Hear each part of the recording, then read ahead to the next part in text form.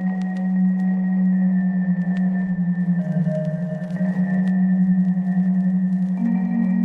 World, Florida. Old World, Florida. Old World, Florida. Dude, I'm telling you, dude. Dr. Narco Longo came on and dropped the hammer of the god.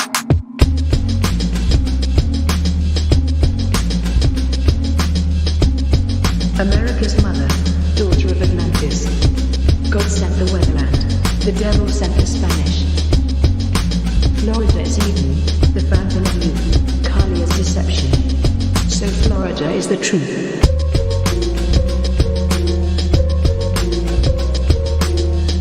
Welcome to Florida, baby.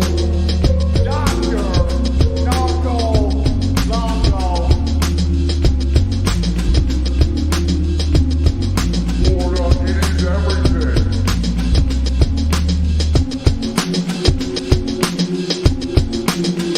There's too much truth bombs being dropped. I can't digest it all.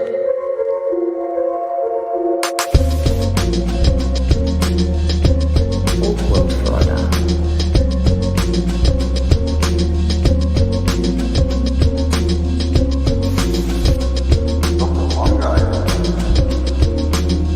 Please welcome Dr. Narco Longo.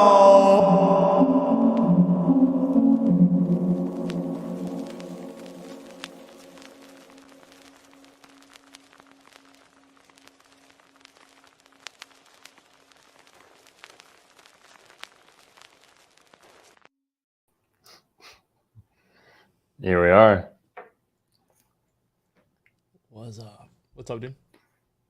Alrighty. Let's see how are we sounding, guys? Loud and clear? Welcome to Florida, baby. So good to see everyone out there. How's it going? Feels like I haven't talked to you in forever, bro. Yeah. So Juan was just in town. What was that, 2 days ago? 3 days ago? Yeah, Saturday. Saturday. And we went to see some mounds, or maybe they're mountains. They actually don't know officially what, well, we're going to get into what we're talking about, but mountain, you can tell from the title.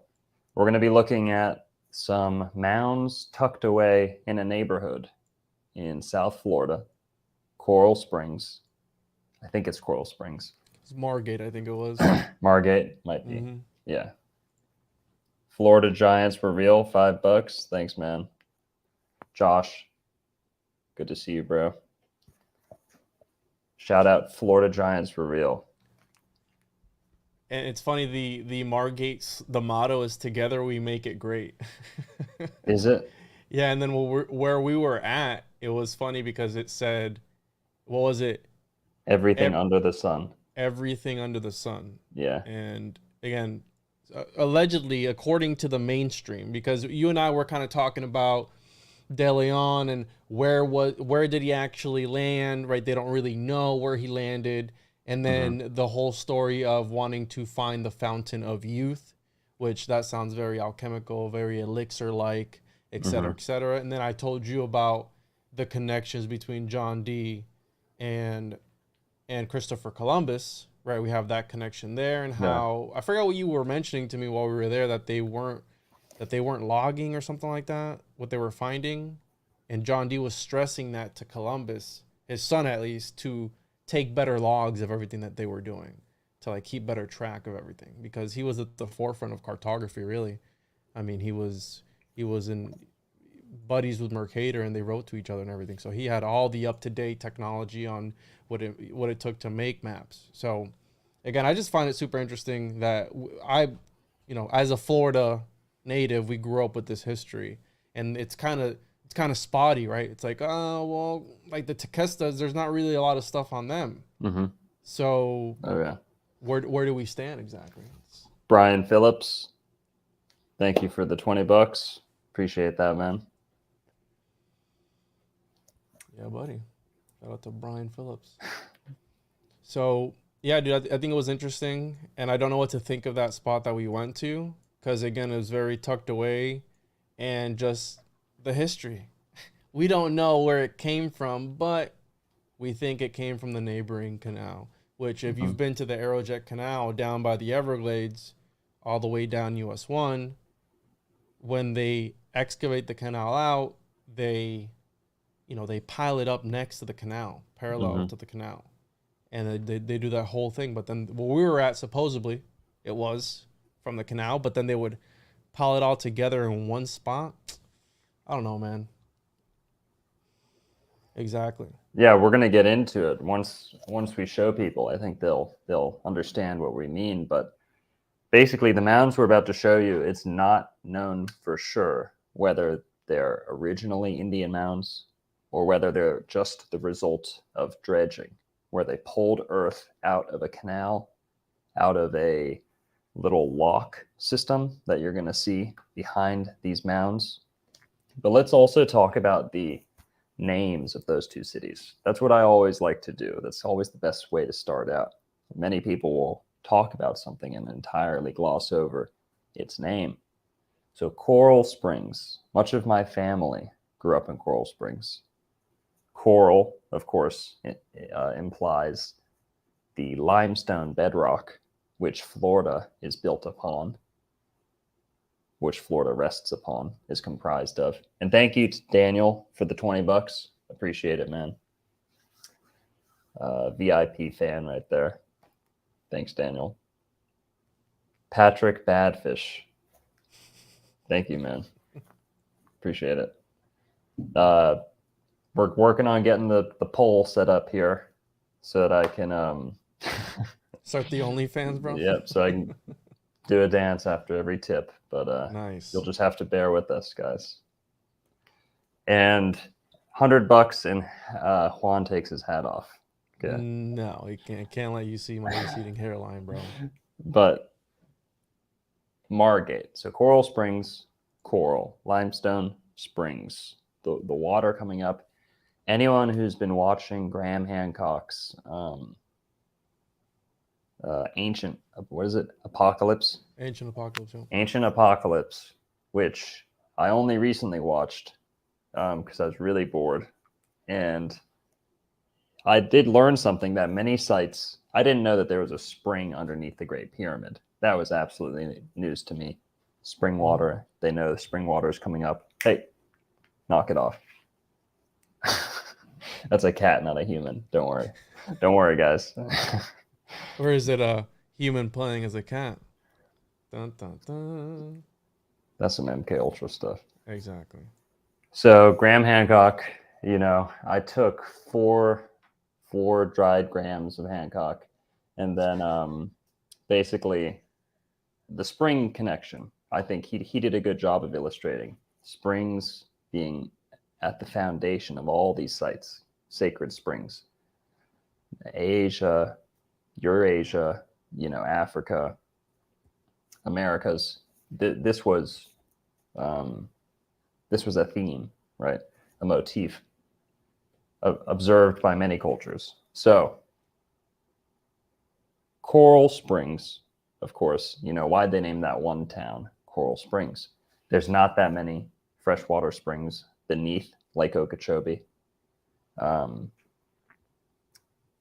Also, Graham was having seizures. Florida Giants were real. Said Graham Hancock was having seizures. What? Wouldn't surprise me. A little bit of Hillary Clinton syndrome, perhaps.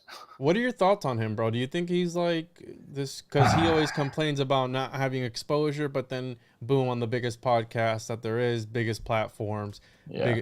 Netflix, Rogan, whatever.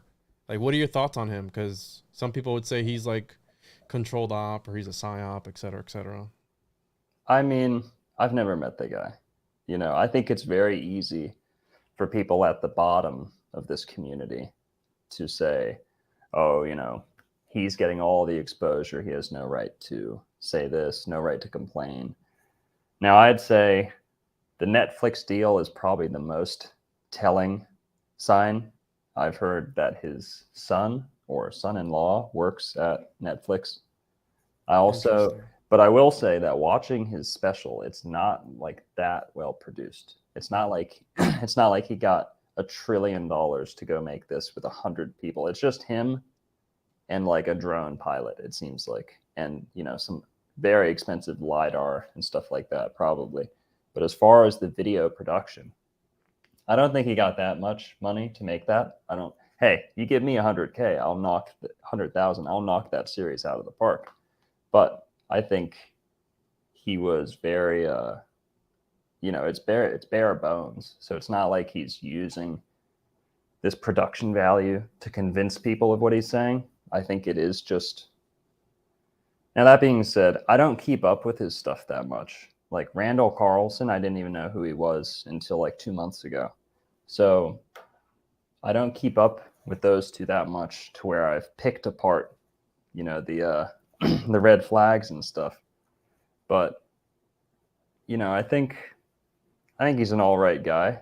I think he should give Florida some credit for Atlantis, because he spends that much time on the Bimini Road, but he won't come down to Miami or in the Gulf of Mexico to check out some of the stuff that's obviously there. Mm-hmm.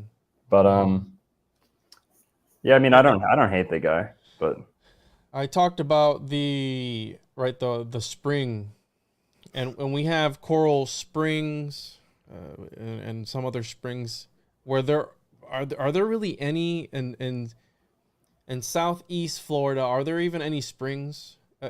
I mean, there's really no springs in that area, right? No, it's typically, there's almost no real ground, ground to surface spring south of the Okeechobee. There are little ones on private property that I do know. I have people that send me, like Snapchats from their properties. Nice. With little tucked away, secret spots. But as far as public springs, there's really not many, if any. On the west coast of Florida, you have some of the warm springs. Mm-hmm. On the west coast and southwest, there's a fair amount. But yeah.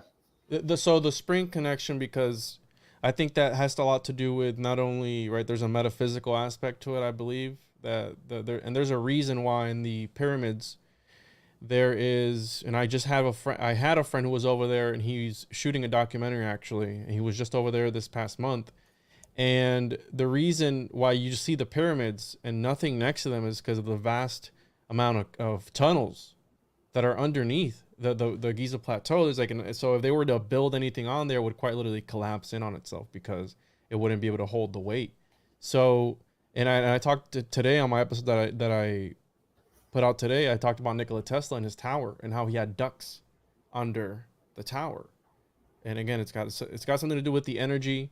Under cathedrals and churches, there's always sometimes a current or water that flows underneath it. So it's got to do with that subtle energy that I think we talked about a little bit on Saturday. Mm-hmm. So.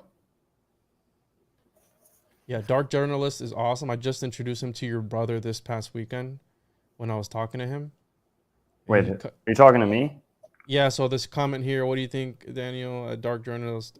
Yeah, he does a lot of shows. He goes hard, bro. So let me tell you, it's funny this comment comes because no one's ever asked me about him before, and I never watched him until a week ago. I was pretty blown away. I don't even know what the video was about, but he was just sitting in front of the camera with like one piece of paper in front of him. I don't even think he looked at it. And he's probably one of the smartest people on YouTube that I've seen in terms of just sitting in front of the camera, no cuts, no like production team. I don't know what his setup is, but he was very smart, and he knew the way he was tying astrology into politics and modern day pop culture. I was impressed. So I'm a fan of Dark Journalist. I don't know what he covers outside of that. I think it was about the Federal Reserve and the Jekyll Island giants. I was doing research on, and I saw that he covered it, and I really liked his video on it.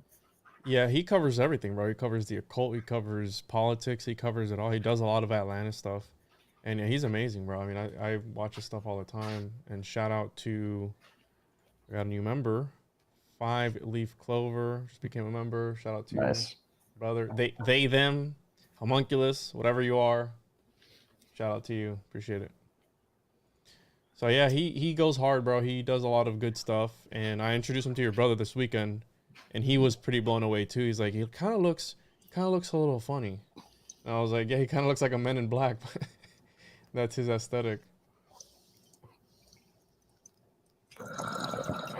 Nice. Is that radioactive water, bro? No, it's CBD. Don't worry. Okay, No, cool. no need to demonetize the video, guys. Just CBD. Do you watch that channel called Mind Unveiled, bro? Moo? I thought they were just called Moo. Oh, I don't know. Is guys any Philip? just- Any y'all watch Mind Unveiled? Just kidding. Yeah, I love Yeah. Mine Unveiled. Yeah, we Good love stuff. We're friends of Mind Unveiled. Shout out to you, brother. You put out the homunculus video yesterday. I did help him in that. I had a hand in that. And it's 10 hours long, so it's very long, but it's packed full of just mind-blowing information. So shout out to him. Mm-hmm. Shout out to Juan. I don't know. I haven't flipped through the video yet, but I'm sure you put a lot of effort into that. So also, Mind Unveiled doesn't work with many people. So that's a let's get a round of applause for Juan, everybody. Good job. I'm the homunc daddy, bro. You gotta, anything homunculus has to be approved by the department of the head of homuncology and the Right. Florida Department of Magic. So of course he hit me up, and I wasn't gonna say no. So that was about 5 months in the making, and I don't think people really understand how much work goes into, even like when you do videos, and how much work goes into this content creation. Yeah. Because and I got to peek behind the veil of Mind Unveiled for a little bit, and I was really blown away. So shout out to him.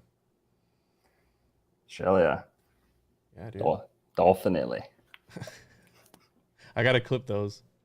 Oh, Yeah. is there? You gonna sample them?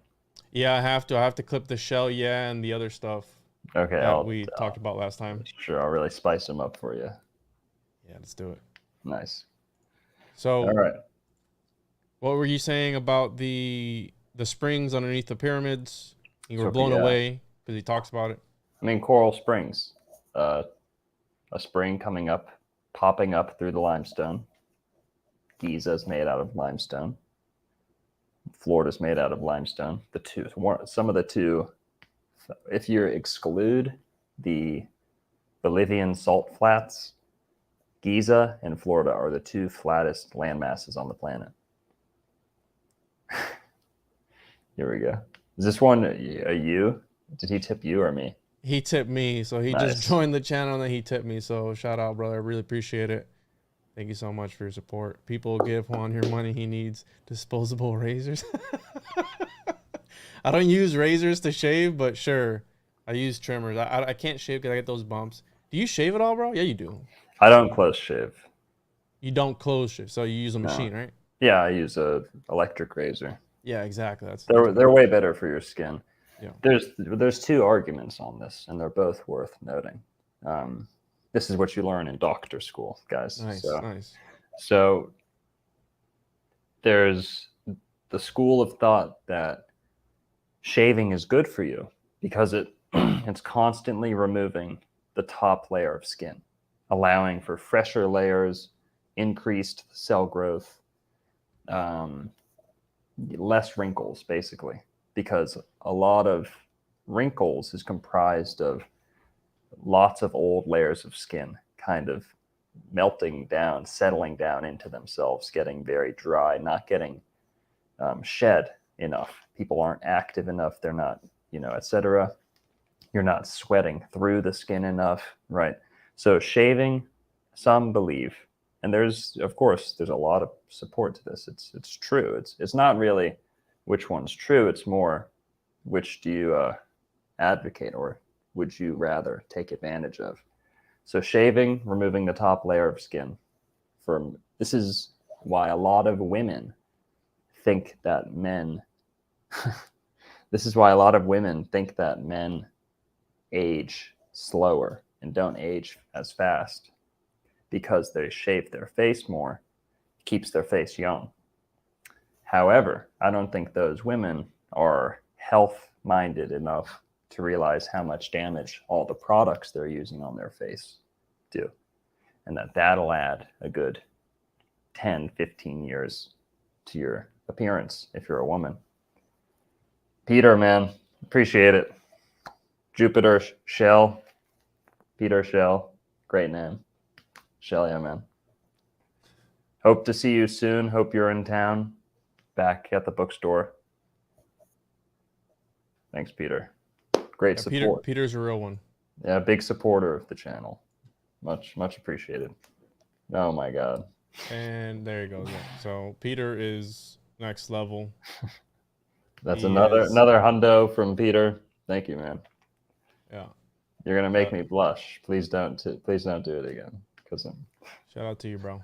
That means I gotta take my hat off. No, you're good. All right, cool. I'll have to take my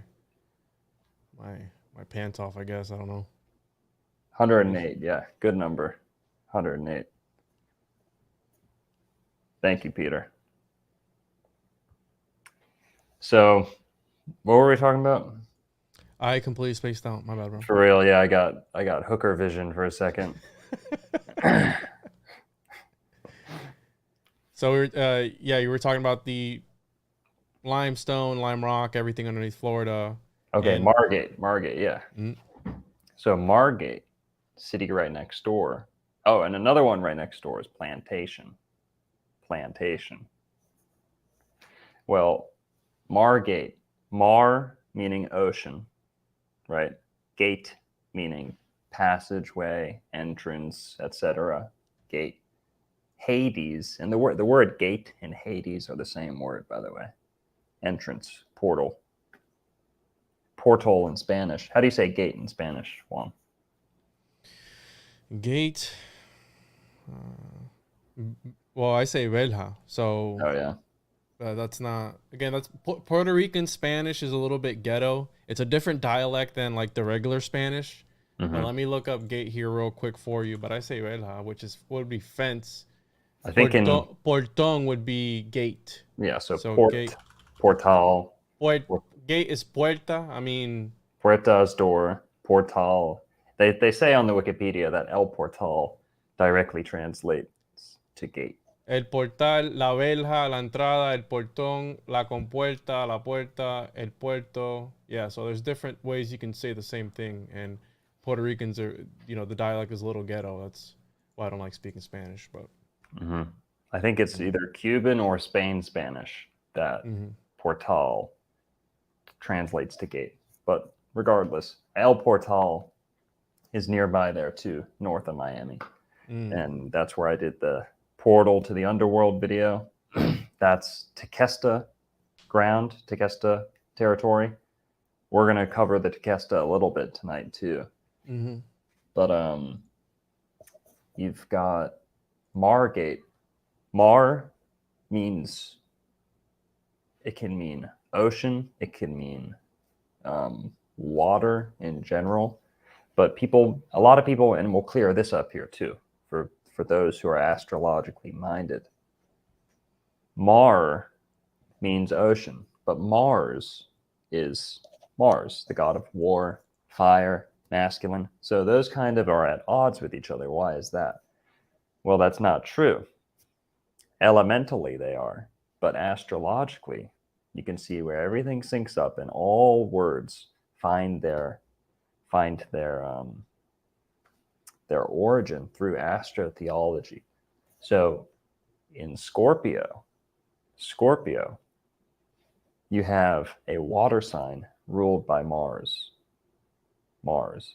So this is where you have a connection, especially with dangerous bodies of water, right? So this is where you get words like maritime, right? Maritime, martial, and maritime. Martial means war. Maritime means ocean. So Margate. I think that's the city it was in. It was either in Coral Springs or Margate. Juan said it was Margate because I looked it up on my phone. I'm trying to pull up there's this old map that the plugin is not working. Pluto does rule Scorpio. Now, here's another thing we can clear up. Pluto is the octave of Mars. So notes in music have octaves. So Mars, by the way, Pluto's not visible to the naked eye. So if you're an astrologer and you don't have anything to aid you, as far as you can tell, there's only seven luminaries. Mars would be representative of Pluto in that instance, just as Mercury is representative of Uranus.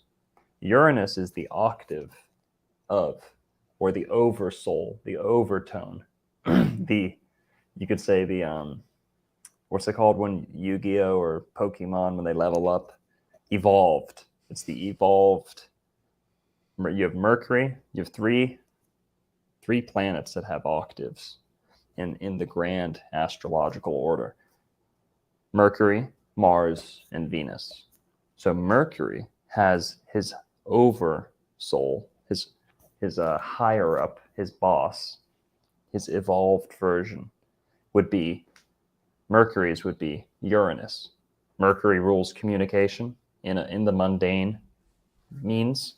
Uranus rules communication, and the signs that it rules, Aquarius, rule communication in extraordinary means, enhanced either digitally, aided, with telecommunication, antenna, radio. So that's what Aquarius and Uranus rule, whereas Mercury and Gemini rule me talking to you, me talking with my hands, basic physical, Sir, auditory. Trump's a Gemini, yeah. Trump's a Gemini. And DeSantis, what's he? I think he's a Virgo. Whenever I feel like I grasp a concept, you just always throw a wrench. I know you and I we went to go eat lunch, and you try to explain to me how I can remember the astrological signs, and now you're saying some next level stuff that just completely goes over my head, of like having a level up or something, evolution Pokemon of the astrology, right? Well, don't let it confuse you, because it is simple. There's only 7 planets, and you learn these 7. By the way, they're the days of the week, so you can't really forget them. They're ingrained into your everyday life. It's only the ignorant who can't tie it all together with the flavor of the days, corresponding to the god that rules them, corresponding to everything from the metals they rule, the scents they rule, the incenses. Okay, these are forms of worship too, not like you worship something outside of God. You always worship the grand creator as the highest. But blah blah blah. We should talk about mounds. But yes, I want to bring up this old Florida map where it's got a place named Tequesta on it, and it's by a guy named Bernard Romans. I think Tequesta is on the East Coast. There's a city called Tequesta. Is it still up? Is it still existent? All right, so there's a Tequesta. It's by Jupiter, I think. Trying to find it here. It wasn't loading, but yeah, it's by Bernard Romans, and let's see here. Key Largo. It's by Juno Beach. Hobe. It's by Hobe Sound. Yeah, I can't find out. I'll look for it. But thank you, Liz B. I really appreciate that. For that $5. $5 make you holla, bro. I'll find it here while you're talking. But yeah, there's a place I saw was named Tequesta. We're gonna be talking about that a little bit. So let's just get into this. We could just play the video, talk over the video. Yeah, go ahead and pull up whichever one, because I know you have 2 on there. One of them is. Is one of them the one that we did? Yeah, the first one's going to be the site that Juan and I went to 3 days ago. So he came down. We did a podcast in the store. Some of you probably tuned into that. Well, then we went to Coral Springs, like an hour south, and it was raining. It was pouring. How hard was it storming? Pretty crazy, right? Pretty crazy, yeah, it was. And then we show up. there was almost a chance we wouldn't have been able to if it was too stormy, but we went there and it slowed down enough for us to get out. And so here we go. This is us driving up to the Mounds, and they call this Three Mountains Park, or Three Mountains National Area. Sorry, natural area. Three Mountains Natural Area. I think that's the title. And the reason they say mountain is because they don't know if it's a mound for sure or not. They do know that at some time a canal was dredged on the other side of these. Now, I've been to a lot of mounds in Florida. Most of them you can fit in a typical plot. There we go. We see Juan with his umbrella. Under my umbrella. Paw Patrol, bro. And we should have had, I didn't know how big it was going to be. We should have had a drone. Yeah. I didn't think to bring my drone. Plus, it was raining, so I don't think I would have even gotten a chance to fly it. But the sheer size of it, right? And we try to. That's what she said. Yep, there you go. That's what she said. But the size of it, it was huge. I mean, and we really should. I mean, if anyone's in the area and they want to do a drone footage of it, yeah, feel free to do it and send it over to us, and we'll look at it on air.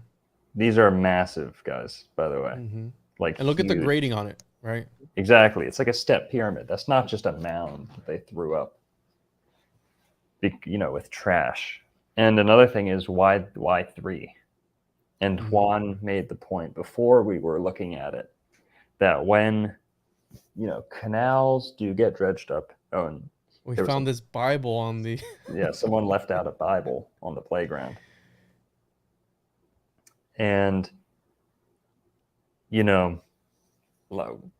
so Juan was saying, when you go, there's canals all over Florida, all over, big ones, a lot bigger than behind these mounds you're going to see. Basically,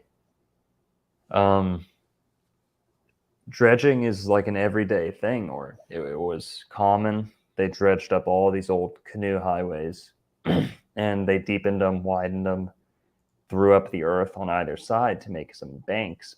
But typically when they do that, they just dredge it up on either side, and the dredging follows along the canals. In this instance, they're trying to say that all this earth was collected right here, but the canal runs for miles in either direction.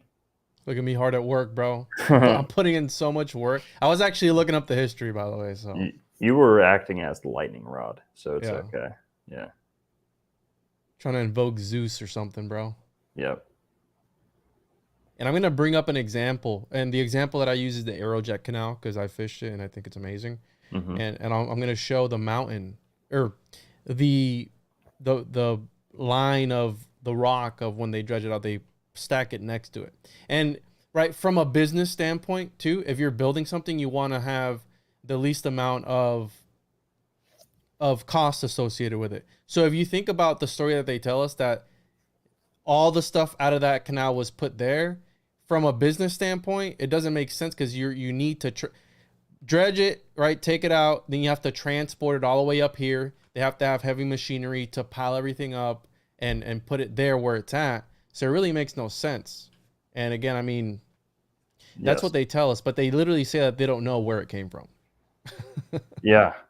And they even say that this was private property for most of its history, that most of its recorded history, it was private property. And people weren't able to just walk up to it and figure things out. It wasn't until after this guy died, I think, or he sold the property to the county, it fell into the county's hands and it became a park. So I don't think any digging's been done on this. I've looked kind of hard. I haven't looked as hard as I could, I'll say. I haven't found much other than what the city puts up on their website. And that's kind of it. Like other park websites having to do with parks in South Florida. Other than that, I don't see any historical documents.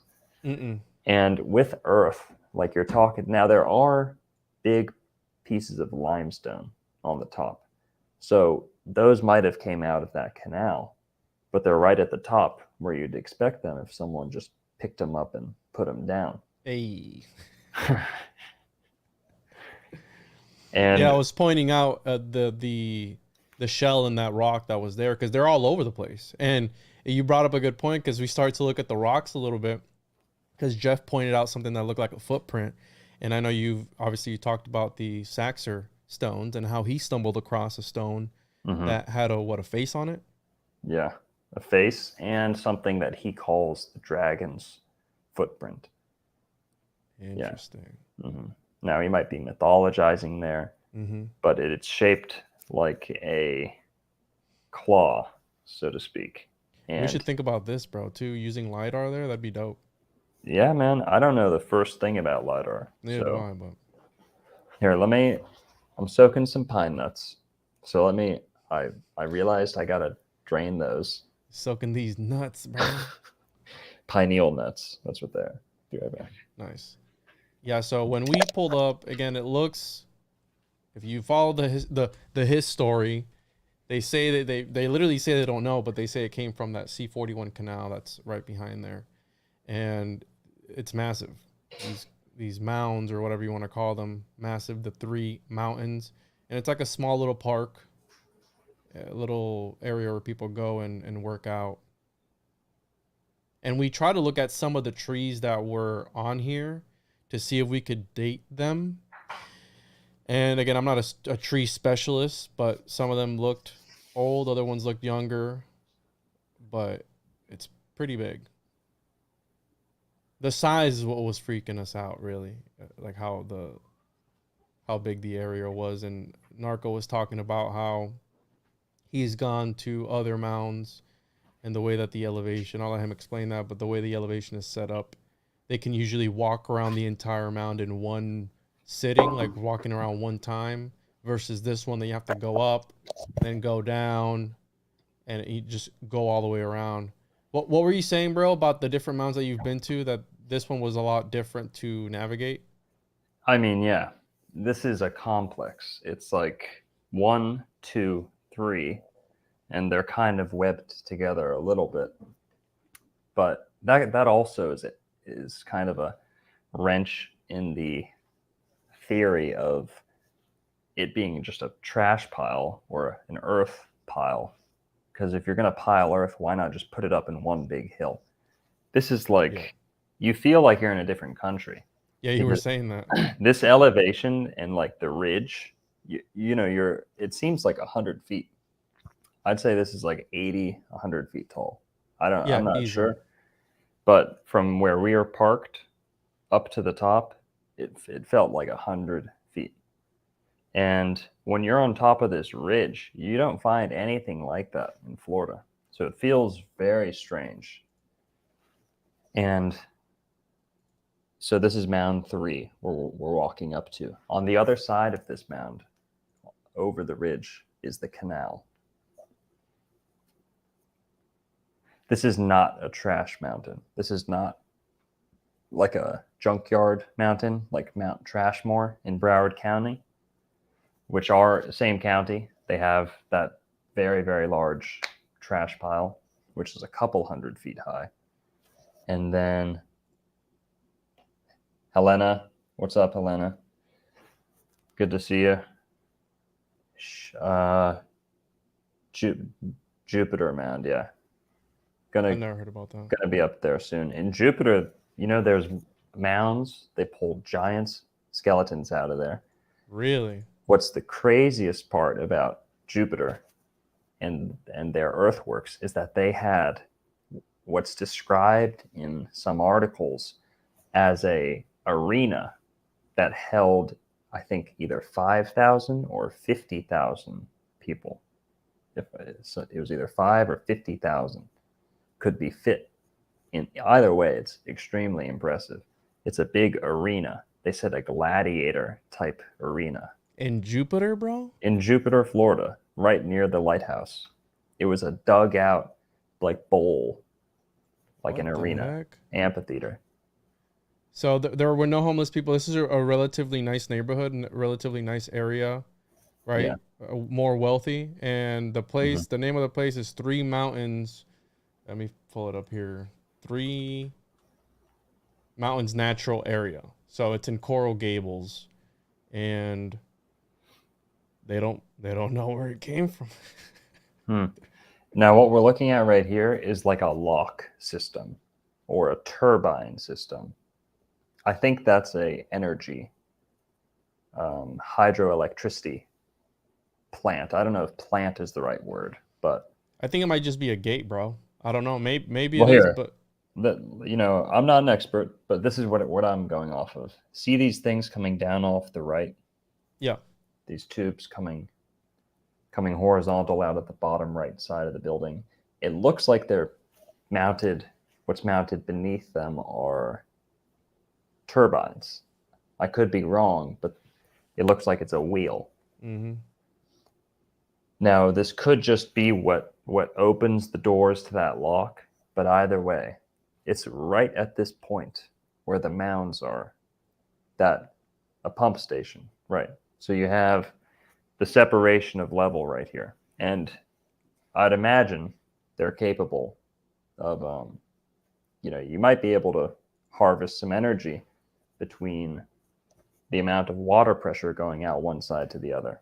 I'm not sure. I could be talking out of my ass there, but I think it's interesting that that is right next to the mound site. Is that the end of the video, bro? No, I just paused it there. So you should have taken a video. I had my fishing rod in the back. I should have caught a peacock bass for the YouTube crowd. Yeah, you love catching pea and cock, don't you? No, you silly goose. So, did you get a picture, a video of the actual canal itself? I don't know if you turn around here and. I don't think I went far enough. You might be able to see it through the trees. You could see it through the trees at one point. But the canal runs basically along from Mound 3 to Mound 1 behind the tree line. Trying to find a picture of it, but it's massive. It's a massive canal. It is a pretty big canal, but the whole reason why they don't just build it along the canal and it's distribute the earth all the way along the canal. Why pile it up in one spot and then just leave it on a plot of land? Now, let's talk about, we don't want to inflate one aspect of this too much. There is some evidence that this whole thing is rather new in terms of the trees on top of this. The trees on top of this mound are not that large. There's only one tree, that one right there, if I'm not mistaken. That one and another one, banyans, that if they're over 70 years old, which it would be tough to argue that, you could say that this tree being on top of that mound declares that it can only be, this mound can only be this old. But we don't have much to go off of in terms of trees on top of the mound. Most of them look very young, and it might have just been a matter of when the land was private, it might have been all grown over. They might have cleared the whole thing and then planted these smaller ones for the park. One tree here, one tree there. And this is the tree, the largest tree on the mound. It's about a quarter way up mound number 2. And it's a pretty big banyan, probably at least 50 years old. It was the coolest looking tree there. Everything else was. Yeah. So we're just about at the end of this video here. Yeah, I'd be interested to see what the locals have to say about the place, because there was a. I almost asked that one guy in his garage. Oh, I didn't. It was raining. I didn't want to keep him out there. Yeah, I'm like, hey, bro, do you know who I am? In old world Florida. Dr. Longo, knock, knock. Open the door. Oh man. So yeah, guys, anyone who wants to go see this, Coral Springs, or sorry, fucking Margate. Well, yeah, Coral Springs, Three Mountains, natural area. And if you can dig something up, send us some information if you're able to find if it was constructed by the county. I can imagine there are records of it, right?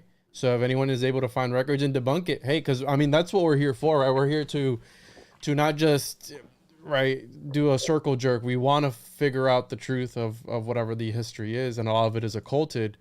And when they quite literally are telling you that they don't know where it came from, Occam's razor, it was just from the canal. Okay, sure, might be. Who knows? But if anyone knows anyone at the county or anything that lives in the area, hit us up. Shoot us an email. My whole thing is that if it's the most compelling thing for me that says there must be some native significance to that site, regardless of whether earth was added to it, is that land is still clear. They set it aside for a park when they very well could have turned it into the highest valued property in the neighborhood. Big old mansion at the top of the hill. What you'll find in Boca is that some of the highest elevation, Boca Raton, which is a very high income city and very flat, very close to the coast, the highest spots in that city have some of the richest people. And rich people have always liked high ground, especially in a land that, is prone to flooding. DeSoto, in the accounts of the DeSoto expedition, it flooded over 20 feet. The Spaniards were saying over 50 feet.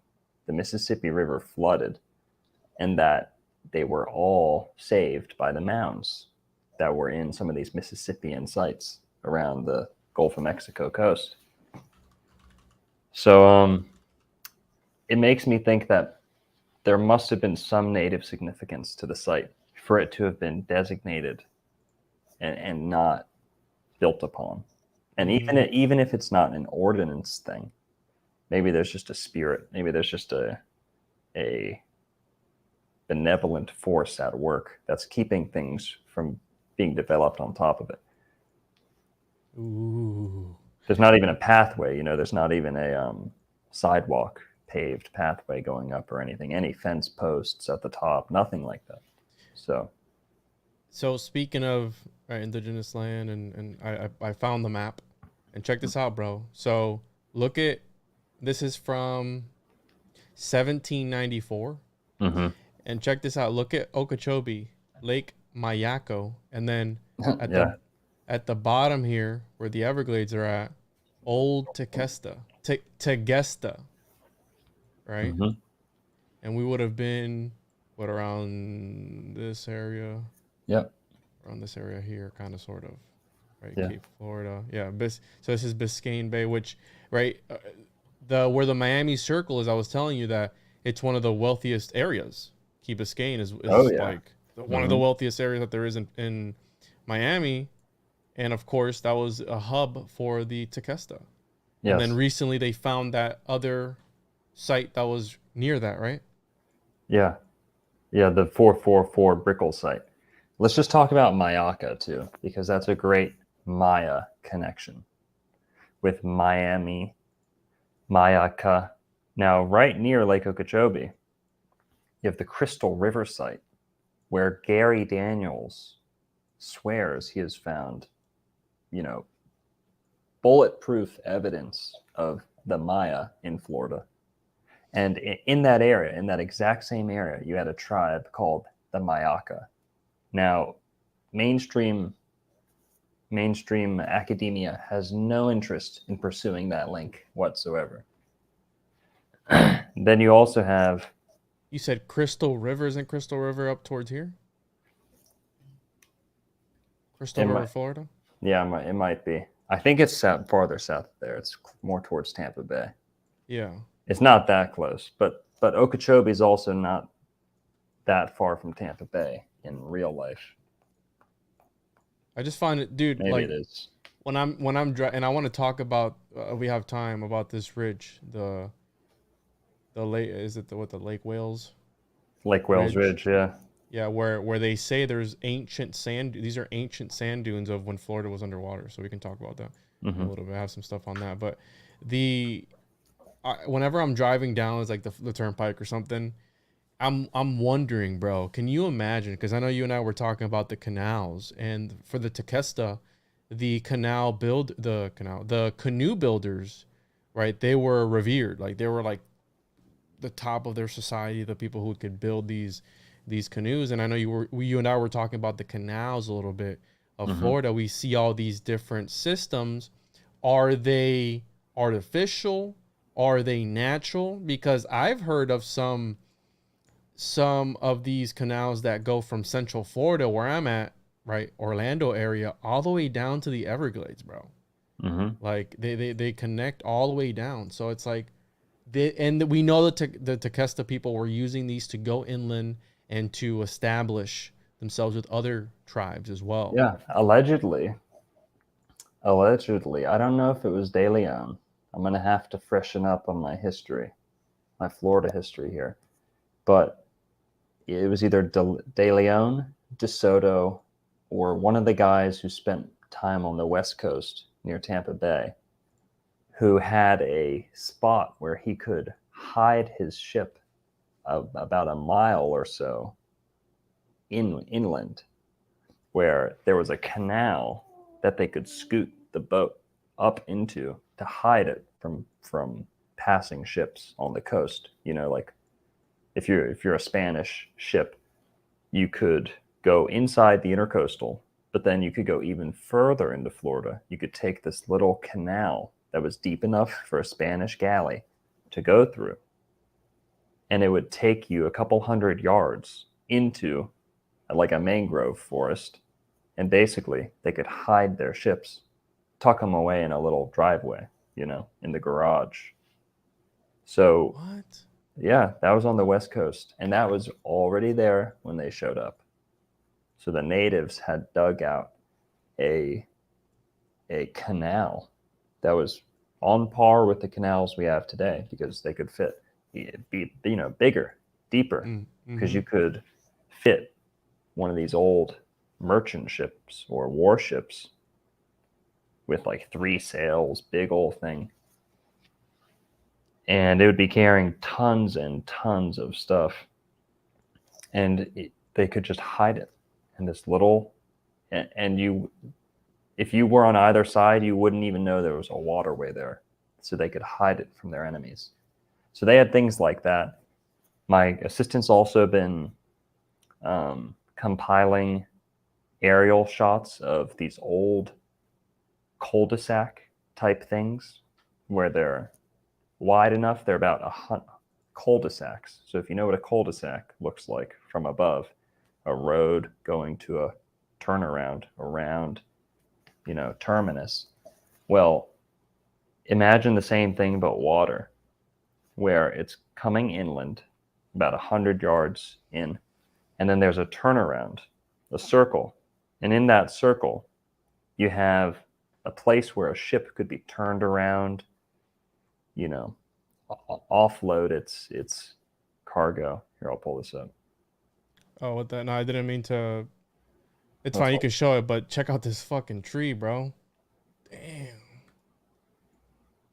How bananas is that tree, dude? What is that? This is next to Lake Okeechobee, 1929, photographed in jungle at the southeast corner of Lake Okeechobee, Florida. And let's see here.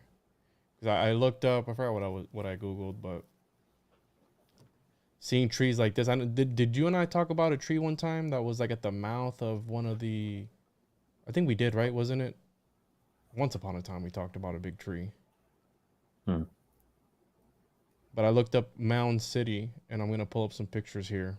Oh yeah, that's a good one too. But this is about killing the heart of Barley Barber Swamp. I've never heard of this, but it's near Big Mound City, I guess. and this is one of the first times I'm hearing about this. So. Oh, dude, you know what? Comment right here. I gotta know what this one's about. Florida Todd. Can you tell me what you mean by that? We have a dragon on Lake Istocapaga. I I think I've heard about that lake. Is that where they do the YouTube video of the electric fishing? I'm gonna bring it up here. Yeah, they got. Is that like? I've seen this. Is that like hand grenade fishing? No. So they do surveying. The FWC puts these electric things in the water, and they go through all the grass, and they'll shock the fish, and they survey them. So pull up my screen here real quick. And dude, they got giants at this lake, dog. I've been meaning to go there. Look at that. Oh, I've seen this kid before. This guy's a good fisherman. Is that Ketchum? Zach Ketchum? No, that's not Zach Ketchum, bro. Golly, I've seen him before though in tournaments here on Lake Kissimmee.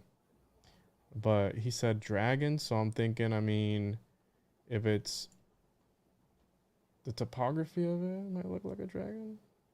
Maybe? No? Who knows?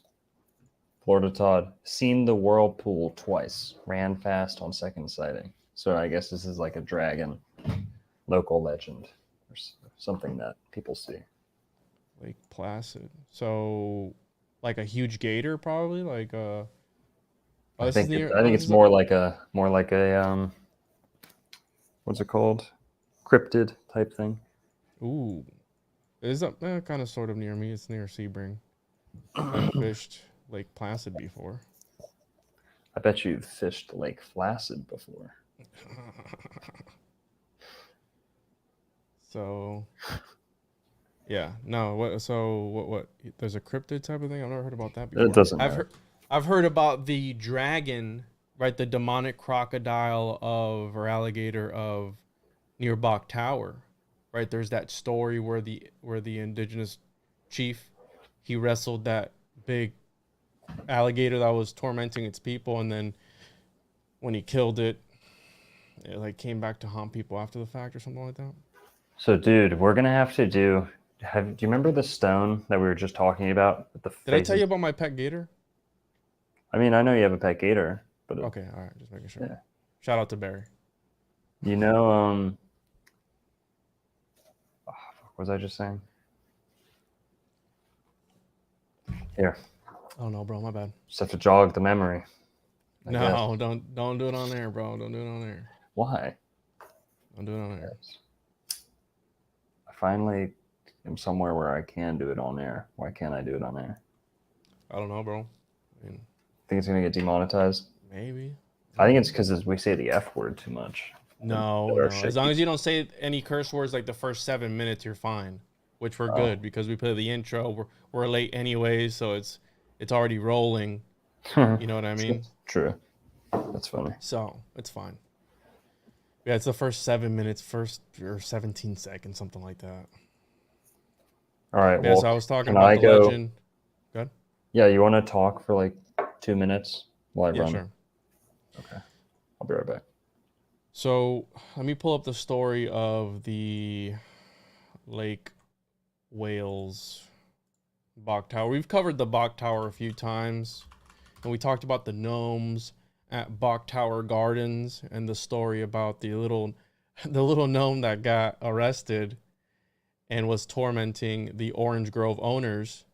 And they arrested the little gnome and they took him to jail in this little milk carton or whatever it was. And then his buddies came out and started attacking the lady's house, and they had to bring the little gnome back.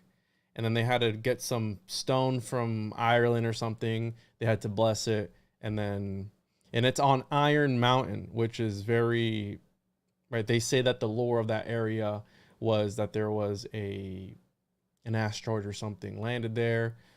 The magnetic properties of the area were changed, and the indigenous people worshipped that mountain.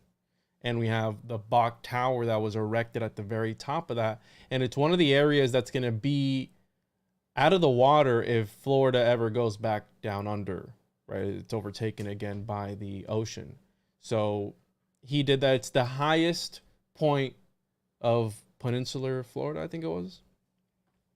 So, yeah, They arrested a gnome. We did this video a while ago, but they arrested the gnome and they put little, I guess, little handcuffs on him. I don't know. And they took it. And when they took him away, other gnomes came out of the trees and started to attack the people that were living on the ground. So, and we related it to the homunculus because the lure is that some practices, they are able to project their consciousness into these little, any homunculus that grows into old age turns into a mythological creature. So a gnome, giant, etc. And again, that's according to Paracelsus. So make sure to check out Mind Unveiled's 10-hour video, which he covers all that and more. But yes. And I'm trying to find the legend of it. So the demonic croc of Lake Wales. So legend of Lake Wales, landmark, and let's see here if I can find the. So bearing a figure, a Seminole chief and his people had settled in the area. A giant bull alligator took up residence in the adjacent lake, then began raiding the village. Seeing his people terrified, the powerful and courageous chief, placed under the protection of the Great Spirit by the tribe's shaman and elders, set out after the animal. It took many days before he came across the alligator, dragging another night victim into the lake. The chief and the beast struggled for a month. Finally, the thrashing stopped and the water turned red. As his subjects watched in terror and anticipation to see if either combatant would emerge from the lake, the chief rose from the water triumphant. And I've heard that story where they both die and he gets buried at the bottom of that hill there. That's interesting. But yeah, can you imagine back then the size? So every time I'm going down the Florida Turnpike, I'm looking around and I'm imagining what the people who were pushing into the last frontier were probably seeing. I mean, the mosquitoes were probably horrible and everything was just miserable probably. And I think next week or the week after, we're going to be doing a presentation on Florida's occulted expedition, an expedition that a lot of people don't know about, which is the Ingram expedition. And Ingram was actually right-hand man of Henry Flagler, and he was the mayor of St. Augustine for some time. And this guy's like a ghost. They don't really know much about him, but there are journals of their expedition through the Everglades, one of the first expeditions ever through the Everglades, and they documented everything. And it's really interesting because it's a very interesting read because of everything that happened to them. And whenever I'm reading something, I'm kind of always looking for like that occult angle or that paranormal. And like they just have the worst of luck when they're going through the Everglades. And as a person who has fished the Everglades quite some time, it's a magical place.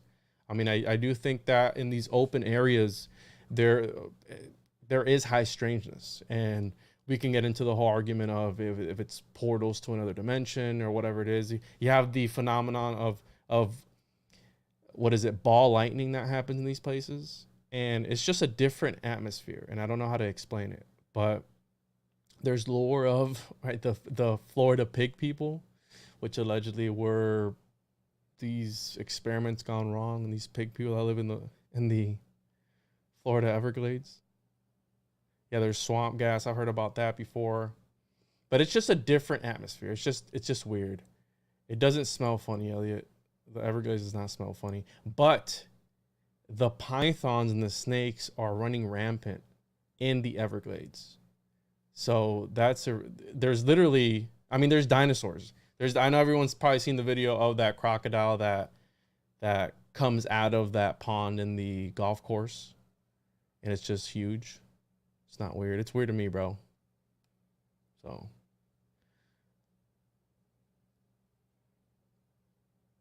But yeah. So let me pull up here. I had some history on the Tequesta people.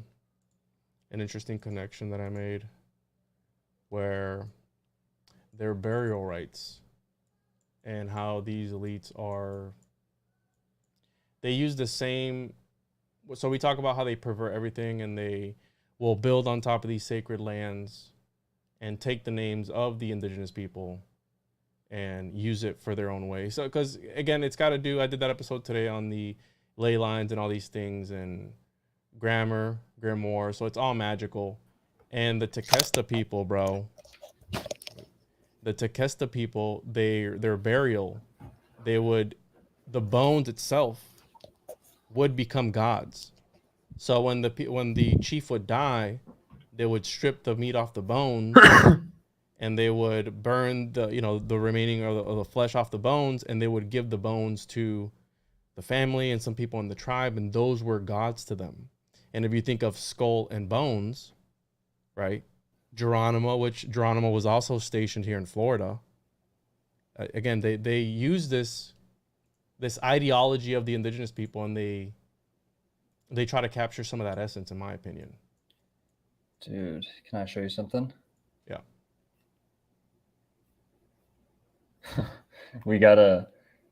I was kind of saving this for like a deep dive in the future. I got so much shit backed up.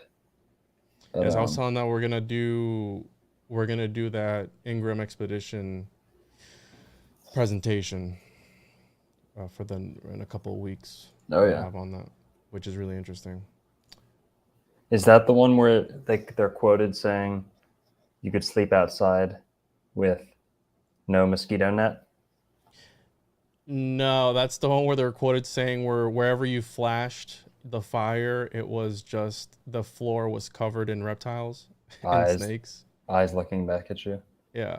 So that the Ingram expedition, which was very, I don't want to get into it now, but it was just odd. There's a lot of odd things about it because it was to survey the Everglades, but then Flagler was making them document all the plant life and everything. So it's almost like I relate it to trying to find the Garden of Eden in the Everglades, but we can get into that once we do the presentation.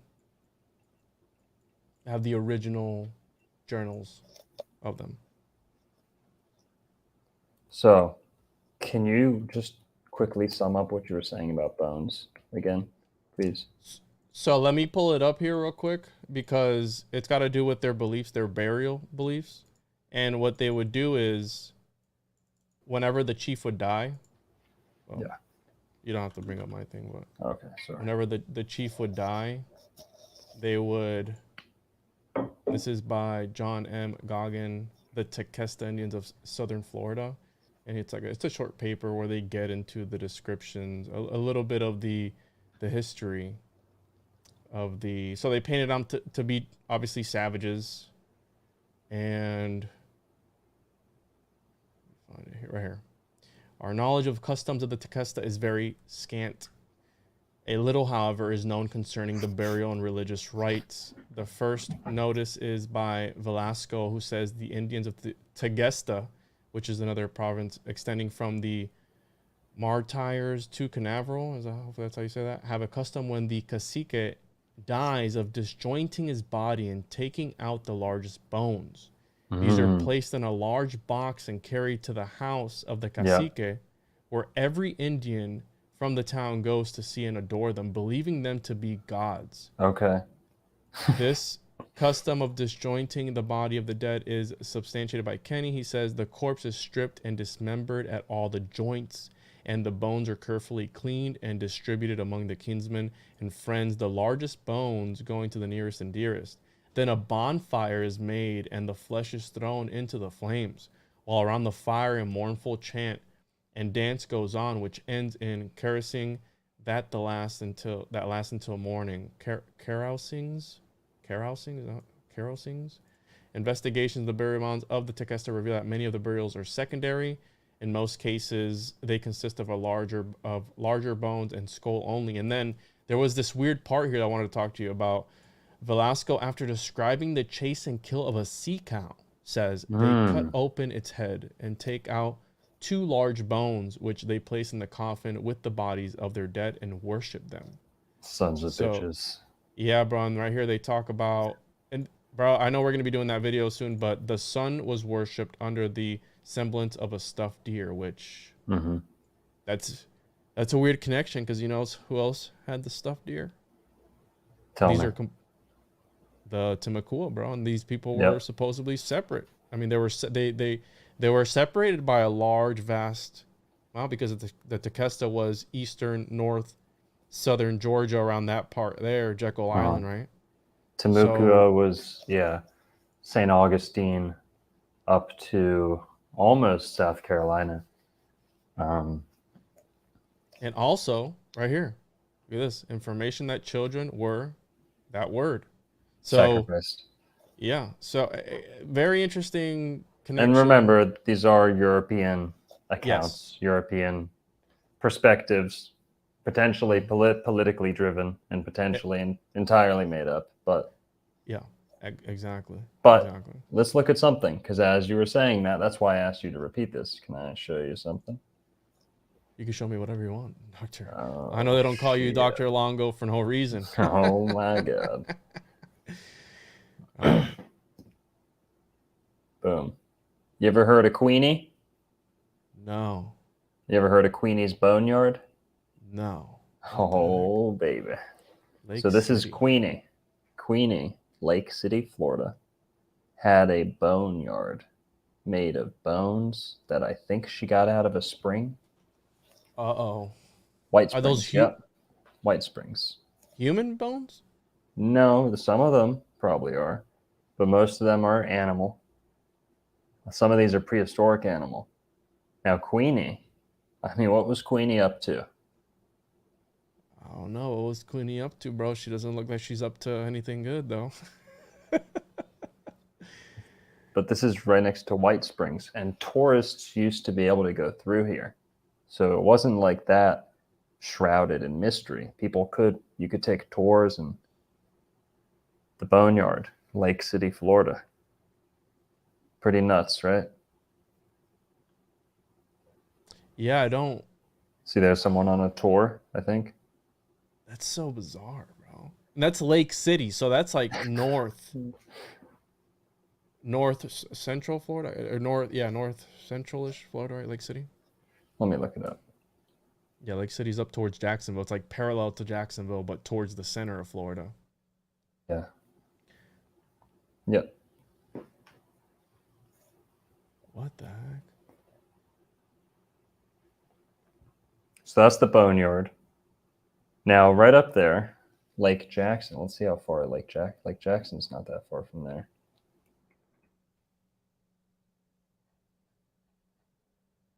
Not that Lake Jackson. There's a couple of Lake Jacksons. This is what I was thinking, but I'm not trying to be disrespectful. Sure. What? Seems like some dark magic. Something. No. You don't have to pull up my screen. I was just reading the. Interesting, bro. I've never heard of that lady before. Yeah, Queenie. I don't know much, but I had her, in a tab that I was gonna look into later. But you got a couple super chats too, or stickers here. You got. Oh, did I? John Sup. And then we have this guy here. John, thank you, man. Appreciate it. And Darren, thanks, bro. Want you to see my chart. I'll be there this summer. I was born the day John Lennon died. You'll be in Florida this summer? Sounds good. Hey. So boneyards are often associated with sugar refinery. I'll be right. Hang on. Well, I know they use like bone extract and gelatin stuff in as like an anti-caking agent. Hey, get out of there. Fucking cat. Go easy on the cat, bro.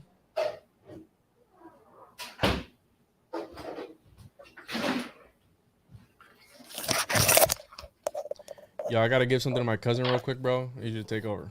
Oh, I got it. You got it? Yep.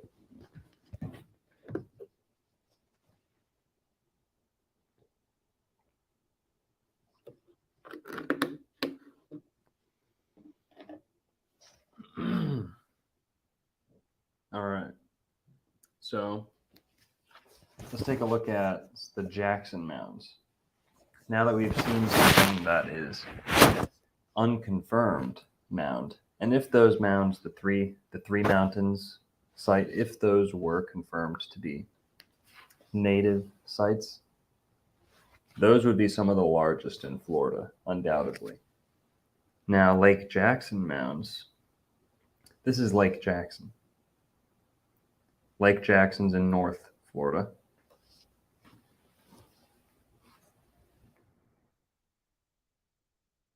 And give me 1 second.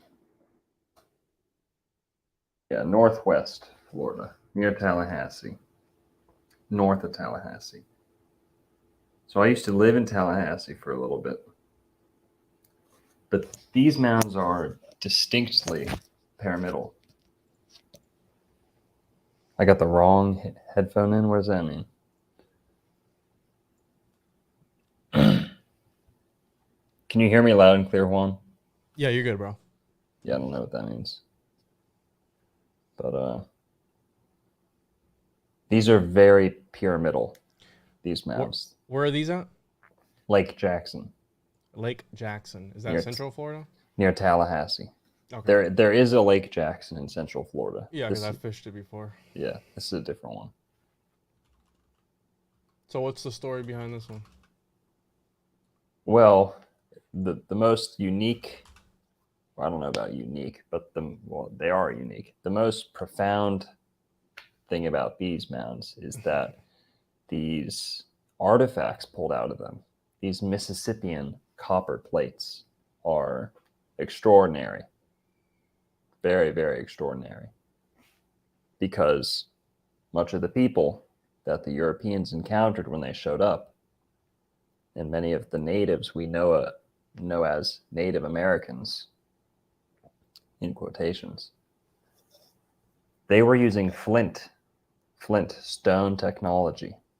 They were not metallurgists. They were not schmelters. They were not, they didn't have a god of the forge. This is a telling aspect to a culture. No god of the forge. Oh, see, we got Professor Longo in the chat. Oh, don't. I was gonna take it out real quick. Yeah. But yeah, so we just went to the top of the first mound. We're approaching the second mound, and I think there's actually 4 in this complex. There's definitely 3. Well, here we have a map that we'll look at afterwards. But we're going to the top of this mound right here. This one's also pretty pyramidal. And I also want to point out that they say Lake Jackson Mounds Archaeological State Park is one of the most important archaeological sites in Florida, the capital of chiefdom and ceremonial center of the Fort Walton culture from 1050 to 1500s. So 1050 to 1500, that's a long time.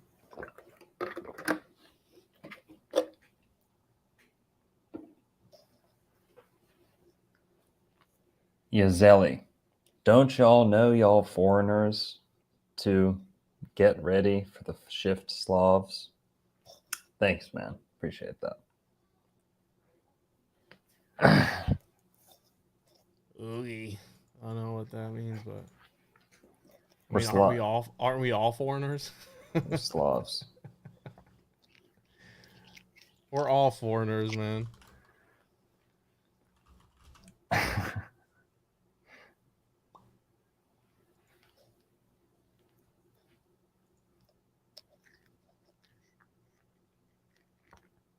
So they have here constructed and leveled for this purpose where ritual games and gatherings took place. It's 47 acres, 7 platform mounds, 6 arranged near a plaza, and a 7th located 250 meters, 820 feet to the north.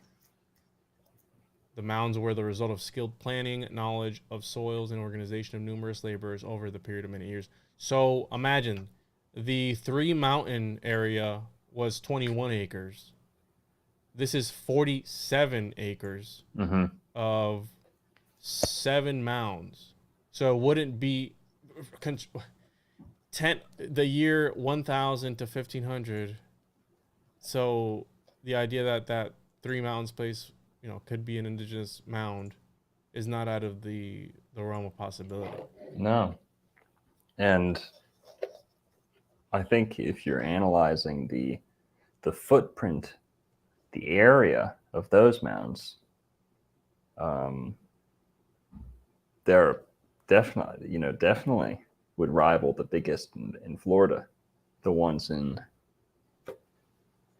not Coral Springs, Margate, the ones in Margate. Oh, and right there, let's rewind a sec. Here we have a little plaque. I love the plaques. The plaques are my favorite. This one was like in terrible condition. It was getting direct sunlight for like decades, it seemed like. And I have an aerial view to a diagram of this if you want to pull it up later. Okay. Yeah, I have one too. I got some stuff. So that's looking down at, and sometimes the iPhone camera just doesn't do it justice sometimes. This is very high up for Florida. You feel like you're on a 5th story building. Very, very tall.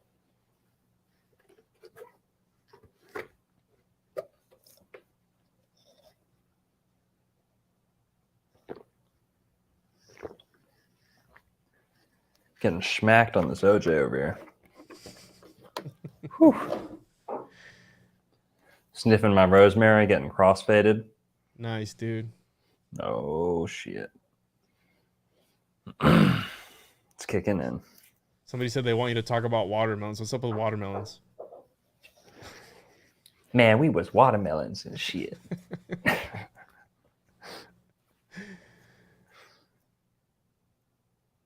But watermelons come out of this area, actually. Well, Central Florida. So when I was on, was that Jeffrey? Was that Jeffrey saying to talk about watermelons? No, it is. Okay. Hold on. Well, this a couple of weeks ago, I was hauling. Is that him? Thousands of pounds of watermelons in like a human conveyor belt with my good friend Jeffrey Kroom, who I think's watching right now. But I was helping my buddy who has a fruit business, basically, deliver watermelons from Central Florida to Georgia on the back of a pickup truck with a big old trailer. So me, my assistant, and then my buddy Jeffrey Kroom. Or I shouldn't name drop him like that. Sorry, but it doesn't matter. That was a good old time shipping watermelons. Good honest living to be made right there. What were you just doing with that rosemary, bro? Okay. You guys want a little astro correspondences?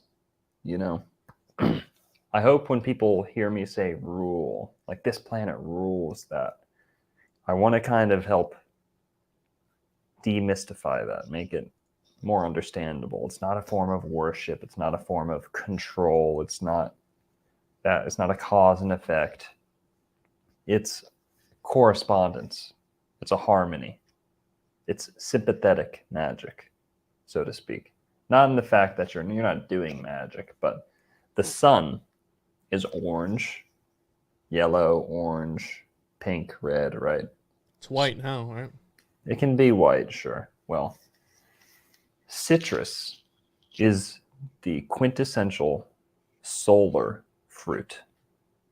Solar fruit, meaning the citrus has all the qualities of the sun contained within it. This is why I laud the orange to such an extent. This is why I exalt citrus, because the sun is the greatest benefactor to mankind and all of life, all energy, etc. The sun. Now, citrus, especially the orange juice, is quite literally liquid sunshine. the blood of the sun. This is as good as gold. Why? Because gold is the metallic equivalent of the sunlight, of sun. And sun is the highest form of light. It's the highest form of radiation, energy, magnetism. It's the source of all of it. So gold is the metal that encapsulates all these qualities. Now, you can't eat gold. You can have monoatomic gold. You can bake it into the bread. You can, grape juice has a shit ton of monoatomic gold. So that's something that, maybe orange juice can be one-upped on, is that grape juice, which is, grapes are the food of the gods, food of, in mythology, all these old paintings. Grapes, and especially dark red foods, fruits, vegetables, not meat, not steak, okay? From grapes, the most monoatomic gold. Now, orange juice doesn't have that. Maybe it does, I don't know. I've just seen tons of evidence for grapes and monoatomic gold. So the darker the grape, the more monoatomic mineral elements in there.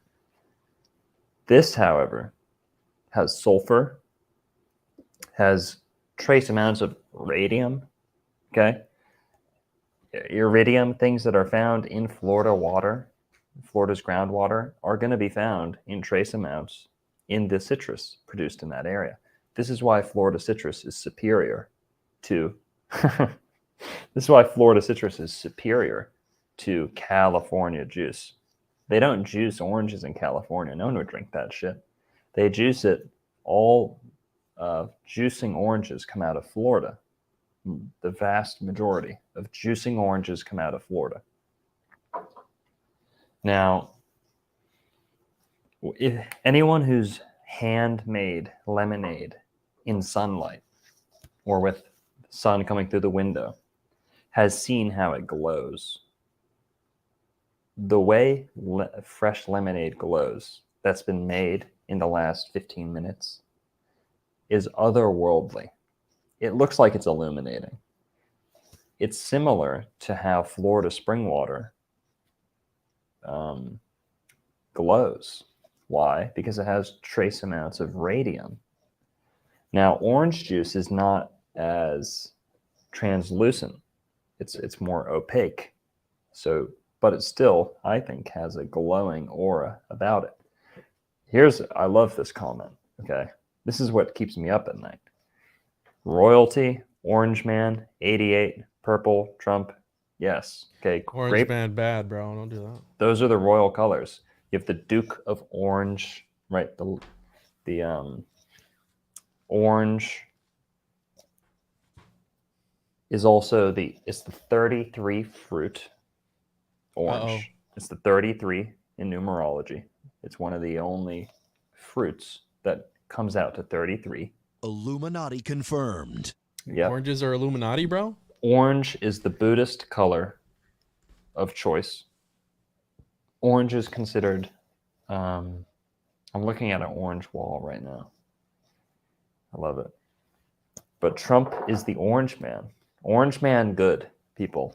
Okay? Orange Man good. Take it to the bank. Oof. So, and 88 is radium, right? I think the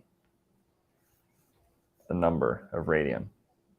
So this has types of sulfur. I don't know for sure, but if you smell fresh squeezed orange juice, something you don't get from the store-bought, you smell sulfur. There's a sulfury smell on it. They wear orange in prison too. That's a good one. That's funny.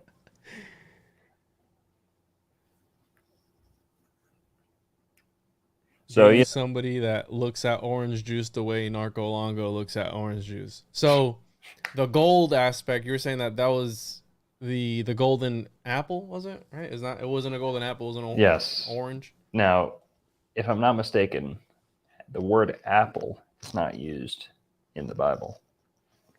It may be in some translations, but in the King James Version, the word apple is not used.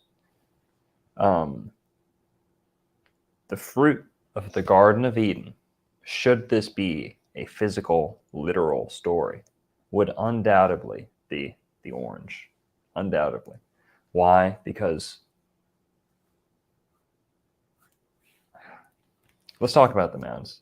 Did we see the part in the video where there's a spring that runs between the Lake Jackson mounds? So, No. yes, there's a very shallow spring that just traces through the field. It's very strange. There's like no elevation, but it's oozing up and it carves a very distinct spring through the field. Sorry, Did you get a video of it? Yeah, it's in the video. Here. Let's look. Yeah, I see here like, yeah, there we go. That thing There we go. That Yep. stream. Perfect.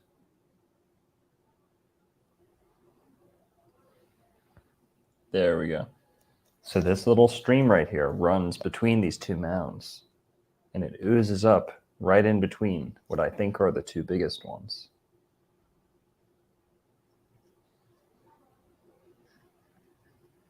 It goes up against 1, 2, 3, 4 of the mounds. I got the picture here. But it would make sense, bro. If it was like one of their main centers, it would make sense that they would have access to water next to it. You know what I mean? And how far away from like the ocean is this? Pretty far in, right? Yeah, this is not nearby the ocean by any means. Do they know what they were eating at all? Huh. I know that they were agricultural, but let's look at do you want me to pull up what you're looking at? You can. I'm just looking at the We Keep Idea page. And I'm just trying to see what else, what they say. I mean, obviously this is not the real stuff, but right, 1050 to 1500, Fort Walton culture.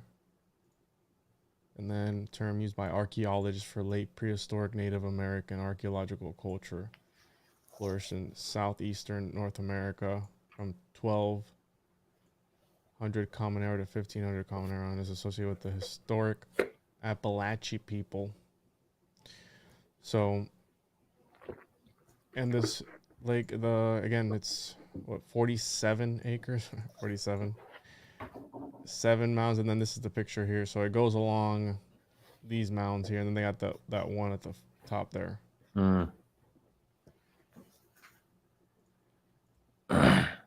If you keep going through that, it'll show you the artifacts. You can just show them. I don't even have to bring them up. These? Yep. Can you zoom in on that? Yeah. So what are we looking at here? So Holding the head of someone. this is some of the Lake Jackson Mound artifacts. And they show, if you want to, could you zoom in on his face, please? Some pretty ornate looking people with geometric figures behind them. And this is not exactly like a hunter-gatherer getup here. This is like a priest class type regalia that this guy's wearing, with a headdress. It looks almost like a calendar apparatus at the top, something like that. And what he's holding on to looks like the symbol for Sagittarius. But yeah, it looks like Aztec Maya. Could you zoom in on the nose a little more, please? No, I can't. It doesn't let me. That's all right. Anymore. That's a pretty distinct nose. I mean, that looks more like my nose than a. Could it have been a mask though, bro, that they wore to, again, because we have the birds. Yeah. I mean, the bird symbolism. Could it have been that? Yes, that's definitely could be a mask, but I would say it's a good point, because look at this guy's nose. The ibis. Yeah, that's a normal nose. Good point. The ibis, who is also, dude, I got my mind blown today by a subscriber who's been feeding me like great insider info. Okay, you know what he tells me today? The ibis is the plague doctor mask. Mm-hmm. The plague doctor is Goes into the darkness. Yeah. but it's the Florida ibis because it's the white ibis. It's not the black Egyptian ibis. It's the Miami ibis. And Florida's the land of health. And these guys, and death, yeah.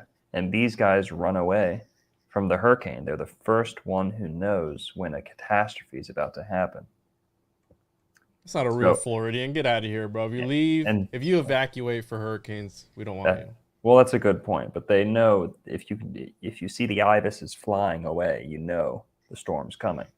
Now, what happened in Florida when everyone saw the writing on the wall? Everyone who had an IQ over, higher than their refrigerator temperature went to Florida during the pandemic. So the ibis is a symbol of foresight, but also it's Thoth, and thought. So this is Mercury, the ibis-headed god. Thoth. This is the god of thought, thinking, the mental faculties, the mind. And ibis, it also makes me think of IBM being centered in Boca Raton, Florida. We were just talking about Boca Raton. That's where I was born, Boca Raton. Really? IBM, Florida. IBM is headquartered in Florida. So the first, household computer came out of Boca Raton, Florida. Which means I did not know that. Boca Raton means the mouth of the mouse, by the way. Mm-hmm. Mouth of the mouse. I know you know that. I'm not patronizing. Yeah. Not patronizing you. For the audience out there. But that's a Toltec. Well, hey, we were just talking about the Tequesta tribe. Now this is not a Tequesta artifact, but I've been trying for a long time to link the Tequesta to the Toltec. And these are wings too, bro. Look at that. It looks like angel wings almost on his back. But look at the shapes coming off his back, like up above his head. It looks like you ever go to Boomers? No. Whatever. Just like the strange shapes, the circles, the triangle, very geometric for what we're told are hunter-gatherer people, right? And that's copper, guys. So it's green because copper oxidizes. Copper oxidizes green. It rusts, iron rusts red. Well, copper rusts green. Here's another one, guys, for your astrology. Masculine versus feminine. Fire versus earth, okay? Iron, alchemically ruled by Mars. Mars rules men. Mars rules iron. Iron man. Hello, guy in a red suit. Red metal suit. Iron man being red. Iron rusts red. There's iron in the blood, which is red. Venus rusts blue or oxidizes green. Oxidizes green. Green represents earth. So copper being ruled by Venus. Venus is the planet that rules earth and plant life, leaf, dirt, ruled by Venus. Venus rules earth. So that is why copper is brown, pink when polished, brown when settled, and then green when oxidized. That's Venus in a nutshell. Venus's colors are, if you look at my color chart for days of the week, what colors to wear. Pink, Venus is pink, brown, and green. So that's copper. Look at my copper vessel that I drink out of. If I polish this, it's shiny pink. If I let it sit for a week, it's brown, like it is right now. If I really dinged it up and kicked it in the dirt and left it out and got it wet and let it out. Nice. Got it wet and left it out, it would turn green, it would oxidize, get nasty, and that's the green. So this is the different, you see the different levels, the evolutions within a single metal. There's a story being told, there's a mythology being expressed just in the behavior of one metal. So pay attention to everything. But we have here the Birdman, right? Apparently he's a falcon, and look at the raptor beaked mask is allegedly what it is. now maybe that could be a god of the forge, Right here, honestly, focus. because falcon comes from Vulcan, and Vulcan, I covered in the lightning video, is a god of the forge, Vulcan. Yeah, didn't we talk about the fire symbolism of Hang on. Venus blood, like Venus blood being blue or greenish. When you see your blue veins through your skin, they're green. That you might see them blue as because they're blue, but through your skin, if you saw them on a color chart with your skin acting as a filter, they're green through your skin. So that's a great connection. Thank you. With the Venus blood being Venusian, Venus, vein, Venus. If you're vain, if you're into yourself, if you're vanity, right? Vain, that comes from Venus too.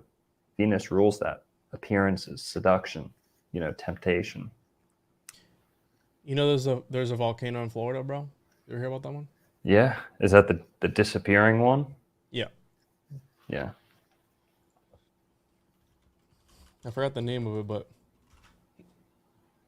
it's in like north central Florida, I believe.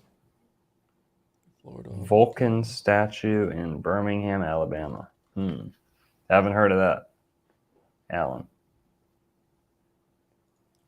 The Wakula. I think I had a local correct me. It was the Wakula or Wakala. It's Wakula. I always say Wakula, but they say it with their Florida accent. Yeah. They say Wakula. You have here the legend of the volcano. Interesting. Isn't Venus also the planet of love? Yes, it is, B. It's definitely the planet of love.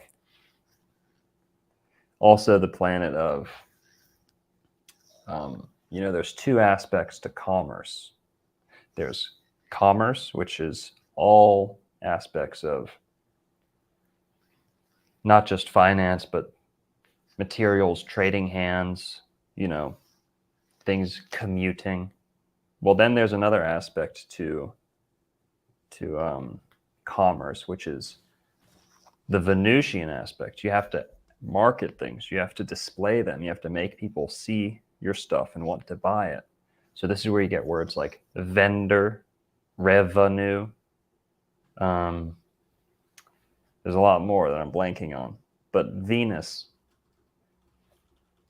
rules marketing as well. The word market comes from Mercury, mercado in Spanish, right, Juan? How do you say market? Go to the store. Mercado, yeah. Yeah, mercado. So for the Phoenicians, who are known, right, good comment. The Phoenicians, who are known for ancient travel, sea travel, and shipping routes, became the Venetians with a V. And this also means Venusian, because they're selling fine goods in, exotic goods around the world.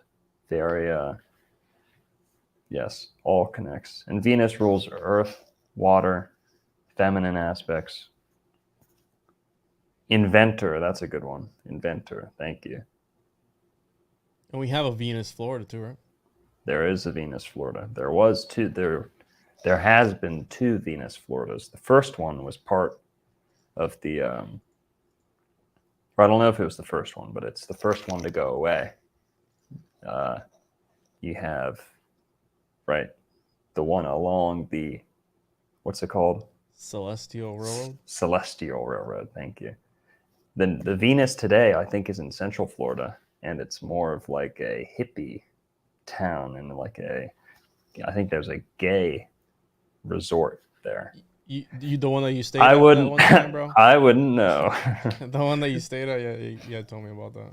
Mhm. Yeah. No, the Juan was like, No, what the fuck Dr. outta here, bro. Longo, you got to come with me, man. There's all these cool mounds and cool artifacts. And So Venus, Florida, the current Venus, Florida is near Okeechobee. So in the central Lake Placid is the nearest Lake town. Placid. So That's where Juan's house is. no. Lake Placid. So Lake Placid there, yeah, very interesting. I'm gonna learn my astrology, bro. I don't. It's just a matter of time. It's like every time I feel like I'm kind of grasping at you guys. He's ruled by an asparagus and the Illuminati rising and the other stuff, and then you just lose me. So the fact. Longo, you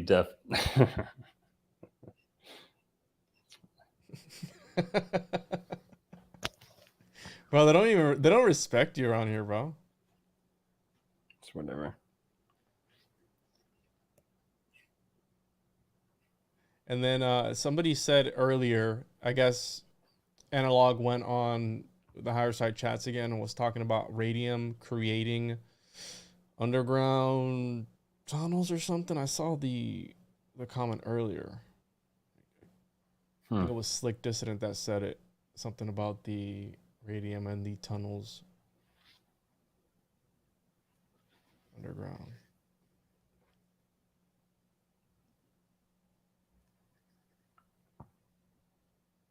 Penis. So here, there's another one of those plates. It wasn't found in Lake Jackson, but one of the coolest things I've ever seen pulled out of the ground in America is... I pulled that other one up. Did you see that one? One with the compasses, like the Masonic compasses on it. This one. This is the other artifact that they found at that site too. It's another version of the Elder Birdman. So we have the wings here, and then the head reminds me of the sun. Did they worship the sun? Did you know that? I mean, it seems like all the people in Florida, right, Sunshine State, they worship the sun. Was their main deity, and everything that they did was towards the sun. But Here, I've got a couple more plates that weren't from Lake Jackson, but they're similar things. One of them is so bizarre, though. It's just like, it's like a screensaver. It doesn't even make sense.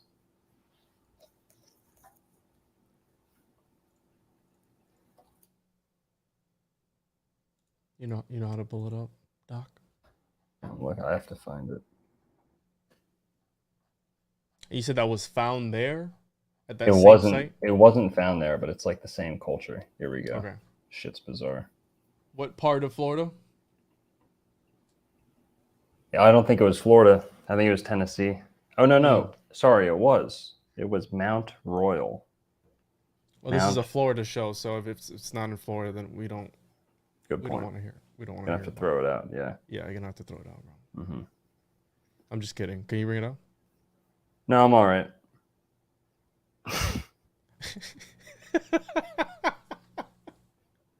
Hang on. Yeah, I'm pulling it up. What is it? Comment calling me trans? No, oh, you didn't see it. Internet guy said I would let Longo give me a hand job. Lights have to be off though. Shit, man. You got it? Here we go. The disrespect, son. We're bringing you knowledge here, and all you can make is trans jokes about Dr. Longo. So this is a Mount Royal artifact. Whoa. I mean, look at that. So it looks like a crop circle, number one. Yeah. I don't know how big this thing is. I'd assume it's either a dinner plate or smaller, because I think most of the artifacts would be some of them, not the ones we were seeing, but a lot of these would be worn on the chest, like, so probably wouldn't be larger than a dinner plate at the biggest. But basically, this is very geometric and very strange. And I don't think there's really an explanation for these shapes. You have the clearly distinct eyes, but they're inside of almost like a compass, like a Masonic, like a map, something, an instrument that would be used on top of a map almost. Oh, wait, hold on.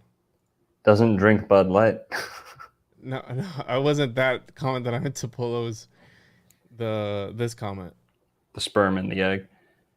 I mean, yeah, I think the serpent mound in Ohio is a sperm, but I think you'd have to point this out to me a little more. And somebody said, yeah, I can kind of see this one, right? A different version of it, the center being like that North Star. Shout out to Mario from Symbolic Studies. The North Star, and then the right, is it Ursa Major going around? I guess that would be a depiction of it, kind of, sort of. I mean, yeah, it could just be the it looks like a what's the nice way to say it?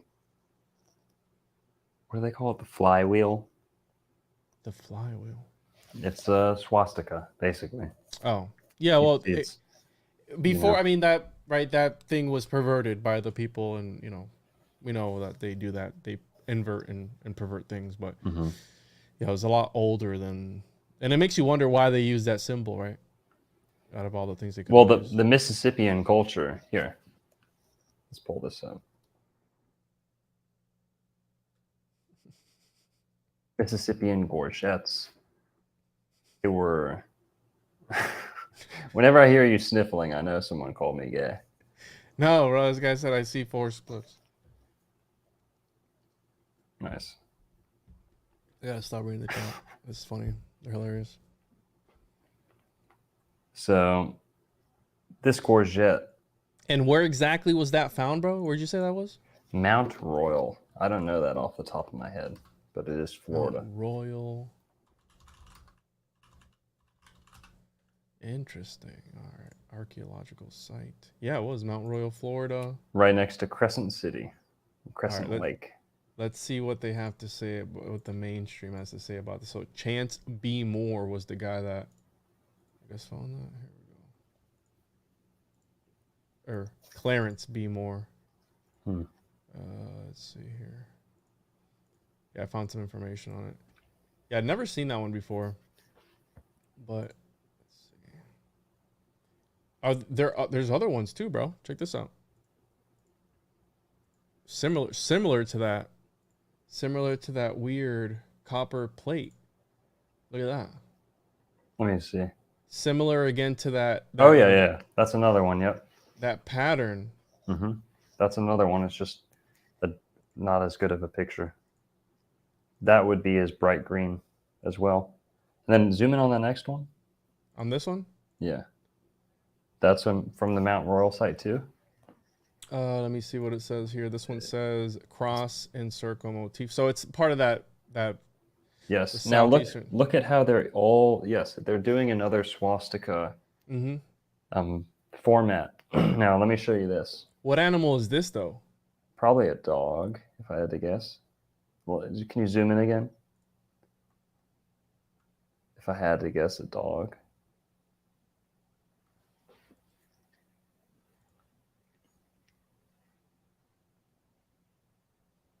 Interesting. Yeah, this one's really crazy looking, bro.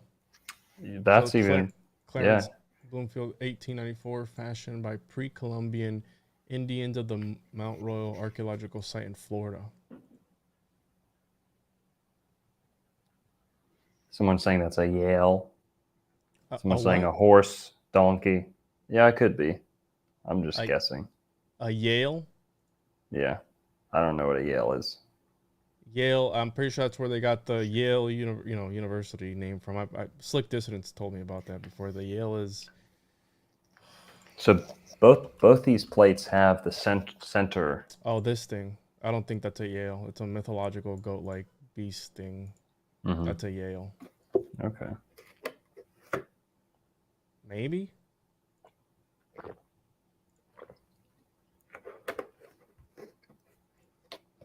Maybe that's what this is with the horns, That's a good point. Yeah. right? You got the horns and the eye, kind of sort of. They could be kind of referencing that, yeah. Hmm. But they both have the center, the concentric rings at the center. Now, on this note, let's look at this. This one's even more distinct. Interesting. But where is this even native? I mean, this is a mythological creature. So where is it native to? Can I show you something? You can show me whatever you want, Dr. Longo. This is the same motif. The cross in the circle at the center. This is woodpeckers for sure. You know, I saw my first Florida woodpecker the other day. Oh yeah? Yeah, it was really weird. What was his name? I didn't name him, but I was with Barry, so we can name him if you guys want. Whatever. I'll name him Dr. Longo too.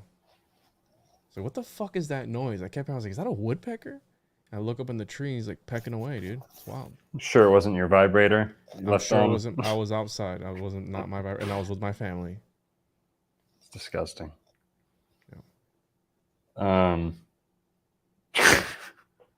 Yeah. But you can see they're each pointing a different direction. Same motif as the other animal. And this is from where? This is Tennessee, I believe. And if you look at the circle, you see the eye kind of circle, and then it goes down. It's kind of similar to what we saw in the other one over here, where it's like that circle and the eye. You see that there? Circle and the eye. Oh yeah. Yeah. So- yeah. With this, yes, you're right. Profile view with one eye poking out. And it's a Finnish symbol. Yeah, Elliot James. I've been saying this for almost a year, talking about the looped square. Finland and Southeast United States, Phoenicians, the Bok saga, yes. Also, the looped square right here, I'm gonna do a deep dive on soon. It's the command key on your keyboard. Mm-hmm. Apple chose that as the command key. And then it's all over the Ponce de Leon Hotel, Flagler College. It's on the ground in the main foyer, the main lobby. You have the looped square, a couple different versions of it. So there must have been a very dear symbol to Flagler. It was dear to the Mississippian cultures, and it was dear to the Vikings. Interesting. So that would play in exactly to your ridiculous idea of Florida being the Garden of Eden, right? Pretty much, Juan. Empire of the Sun. Interesting, bro. Got anything else to add here? It's primitive money. What exactly do they say? What this is worn around the neck? It's got holes at the top there, so it's like a pendant. This one would have hung down like below the throat on the chest. It's a gorget. Gorget. How big is that one that you have there? Is that big? I think that's like a dinner plate, if I'm not mistaken. A small plate, small dish. Interesting. All right. So, what else you got, Doc? Did we have anything else to pull up? We have Lake Wales, the Ridge. Had the Ridge. There was like a Florida rare blue bee. There along the Florida Ridge. The Florida Ridge was these ancient sand dunes. We can leave that for another time though if you want. Did you show the diagrams? We can show one last thing. Diagrams of? All right, I'm going to show you.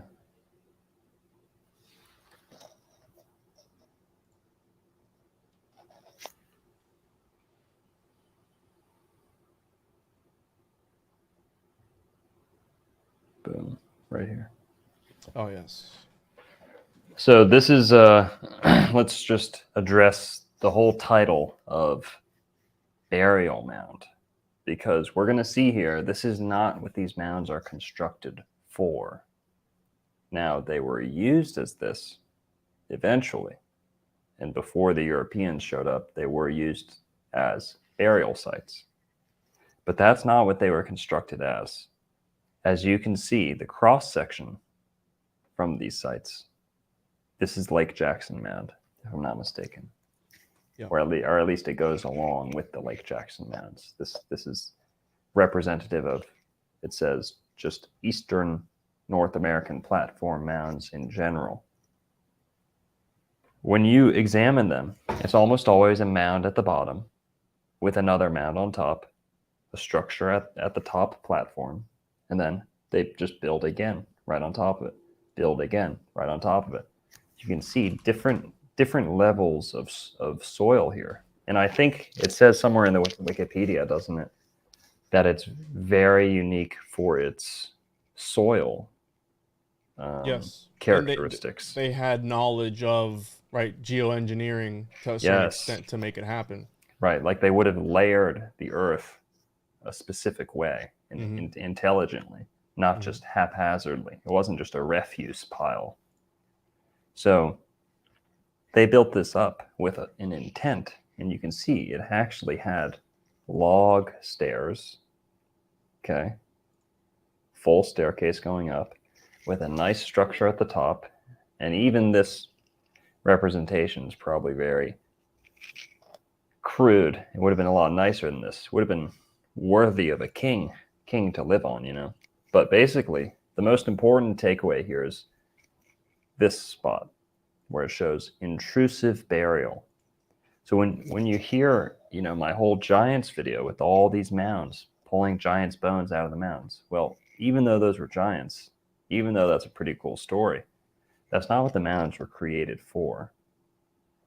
So most of these burials are intrusive, meaning this thing had a purpose for hundreds of years, thousands even, and then someone comes along after the fact who doesn't understand that purpose or has a foggier recollection of that purpose, and then starts to think it's appropriate to bury their dead in the mound, which is clearly not the original intended purpose. So they were burying onto these mounds. And now you could even make the argument that this whole Hollywood, like, ooh, Indian mound burial, you know, don't disturb the mounds, is almost a propaganda campaign to keep people from, you know, really demystifying what they're all about. Because if we're focusing more on the burials, we're completely obscuring ourselves from the reality that they're probably something else. This is more of an astrological role being filled here. You know, you can go look at the bog sites. If they wanted to bury their people ceremonially, a lot of these traditions would bury them into the swamp, into the water. So we have this narrative of pyramids being burials, right? Tombs. And it's similar to this, how you're talking about. So and correct me if I'm wrong, but so the structure was existing and this intrusive burial would be done after the fact, after it was already established. And then therefore, since they found this intrusive burial, they would consider it a burial mound. Yes. Yeah. Exactly. It's like, you know, like they've never found a body in any of the pyramids, and they're like, oh, they're tombs. They're big, over-engineered tombs. Okay. Yeah, it's like there's a old, glorious brick building in a downtown city that's like 200, 300 years old. Then McDonald's moves in after it closes, you know, and now this, I can think, you know, Asheville, for example, the McDonald's in Asheville's in a old historic building. Well, think 1,000 years from now, okay, a tsunami hits the fucking state or whatever, you name it, and, you know, we're Pompeii'd, Florida is Pompeii'd, and they find some of these old, well, Asheville's not in Florida, but you get what I'm saying. if something were to happen and they were to dig up one of these old McDonald's that's in an old historic building, do you think someone might be like, look at this McDonald's, can you believe how much effort they put into it? You know, the architecture, it would be a window of like 50 years where McDonald's doesn't even exist to where now there's a McDonald's in one of the most well-designed buildings in the city. What's that going to look like to someone 1,000 years from now? So you kind of have the same thing. It's definitely not a good not a good comparison to the burials, but someone in our day and age finds bodies buried into the side of a mound. You know, you can't really blame people for thinking off impulse, off the top of their head. Yeah. Well, that's a burial mound. If the bodies come from the mound, 1 + 1 = 2. Okay. Well, the mainstream seems to be stopping us there. You know, this is the mainstream, so I'm not really being critical of anyone here, but there's a general superstition around burial mounds that I think is used to help keep independent research away and help keep independent thought away from structures like these. So what do you guys think about that? In this comment here. So it definitely took some more advanced knowledge and not just what they tell us about these societies. I mean, they're pretty advanced. And I have here, bro, the mount where we're talking about mounds. I mean, we got to talk about Mound City. Mm-hmm. And I have it pulled over. This is one of the ones that interests me the most. Big Mound City? Yeah. Yep. It's aligned to the equinoxes, the solstices, the lunar, I forget what they call it, lunar meridian, something like that. What were you going to say? No, so I was going to just read this here. It's in Palm Beach County.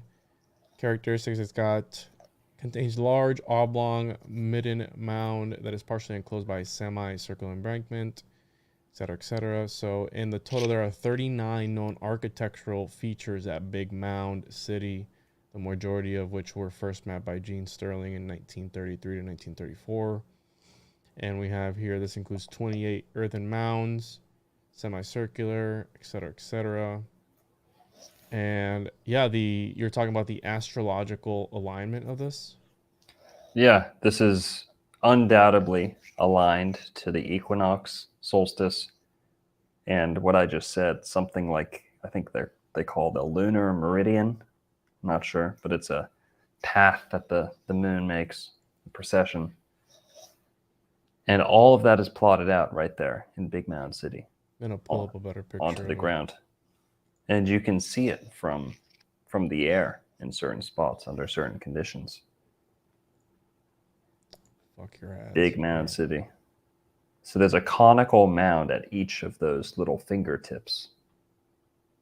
And then the palm of this kind of hand-shaped thing was more of a village. And right, you talked about Graham Hancock at the beginning, and he was talking. They were talking. I think what's the one over by Turkey? I mean, Gublik. I don't know how to say. Tepe. Yeah. I think. Göbekli Tepe. Yeah. And they were talking about gobble Turkey. Yeah, they would talk about how they would move every so often, right? The alignment. So it kind of looks like that's what they were doing here. They were tracing the alignment of a certain, right? Oh, they would move it over. These started out here. It was like this entire complex. Belgrade culture on the national was added in 1973 as an example of Calusa ceremonial complex, but it is now understood to have originally been constructed by the same ethnic group that built the Ortona and the Wakate towns, probably ancestors of the Miami. Oh yeah, I love when you give it a little native flair. Thanks, bro. Even though its earthworks are about 1,000 to 1,500 years older than those of the Fort Center, the architecture was extremely similar. Its final phase of occupation was probably by an ethnic group either related to the Tequesta or the Mayaimi. That's weird because that's pretty north of both those territories, isn't it? So let's see where they're at here. So That's like Okeechobee, I think, Big Mound City. we got big. Yeah, we have just what Yeah, that's more east. Tequesta. Tequesta seems more like. Yeah, because Tequesta was this whole part here. I mean, it's kind of a little bit north, but yeah, it was just this part here, right? Yeah. And we have here here's the astrological alignment of this. There we Oh go. yeah. What is it called? Ancient World Blogspot, I think. ancientworldblog.blogspot.com. Shout Yeah. out to them. Great stuff on that website. And they posted 2015. I think it's Andis Collins is the person's name. Andis Cowlins or Collins. I love this here. Big Mound City in the now. Pasture land for cows. Big Circle Mound in Florida. Pasture land for cows. Mark neighboring group stars Cetus. Isn't that the dog? Cetus? Cetus. Cetus? I think is the whale next to Pisces, if I'm not mistaken. Oh, I'm retarded, so it's okay. But yeah, we have this here. It's different lines. Star of Cetus.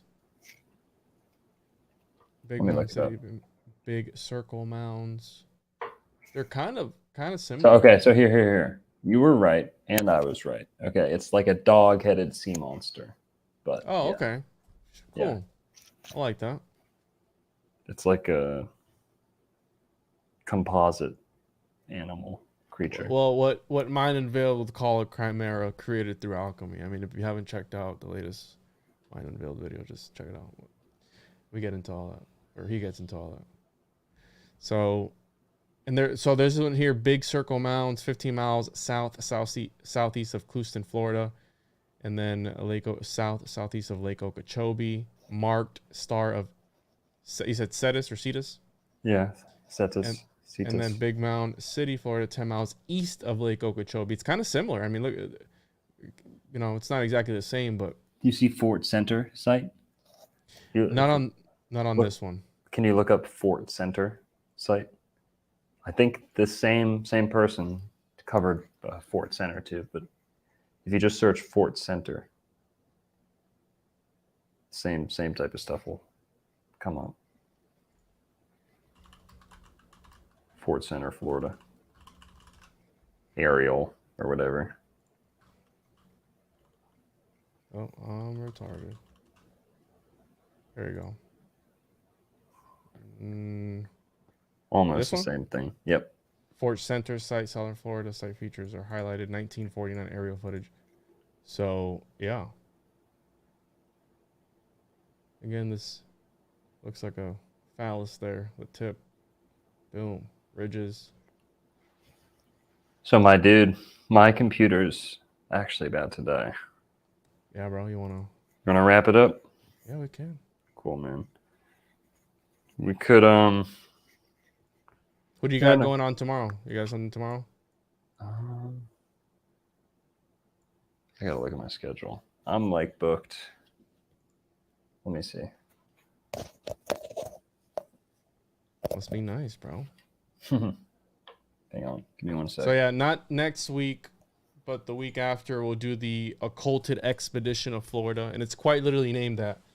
The most occulted expedition of Florida was supposed to be like the secret mission that Henry Flagler and Henry Plant were both behind to try and drain the Florida Everglades.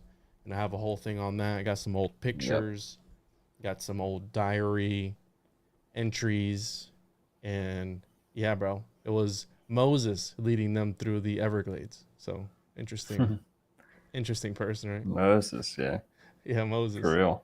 It's crazy. Yeah. So Well, all right, anything man. else before we leave? All right, everybody. I mean, you can follow me, TJOJP.com, at the 101 Podcast. And thanks for having me, bro. For sure. I am going live with someone tomorrow. I just don't remember. It's all good. I'll have to check. But yeah, man. Juan, shout out. Congrats again on the Nine Unveiled video. That's Yeah. a big feat. And I know you supplied some good gravy on that. So Some fire. I'm going to watch that with my next meal.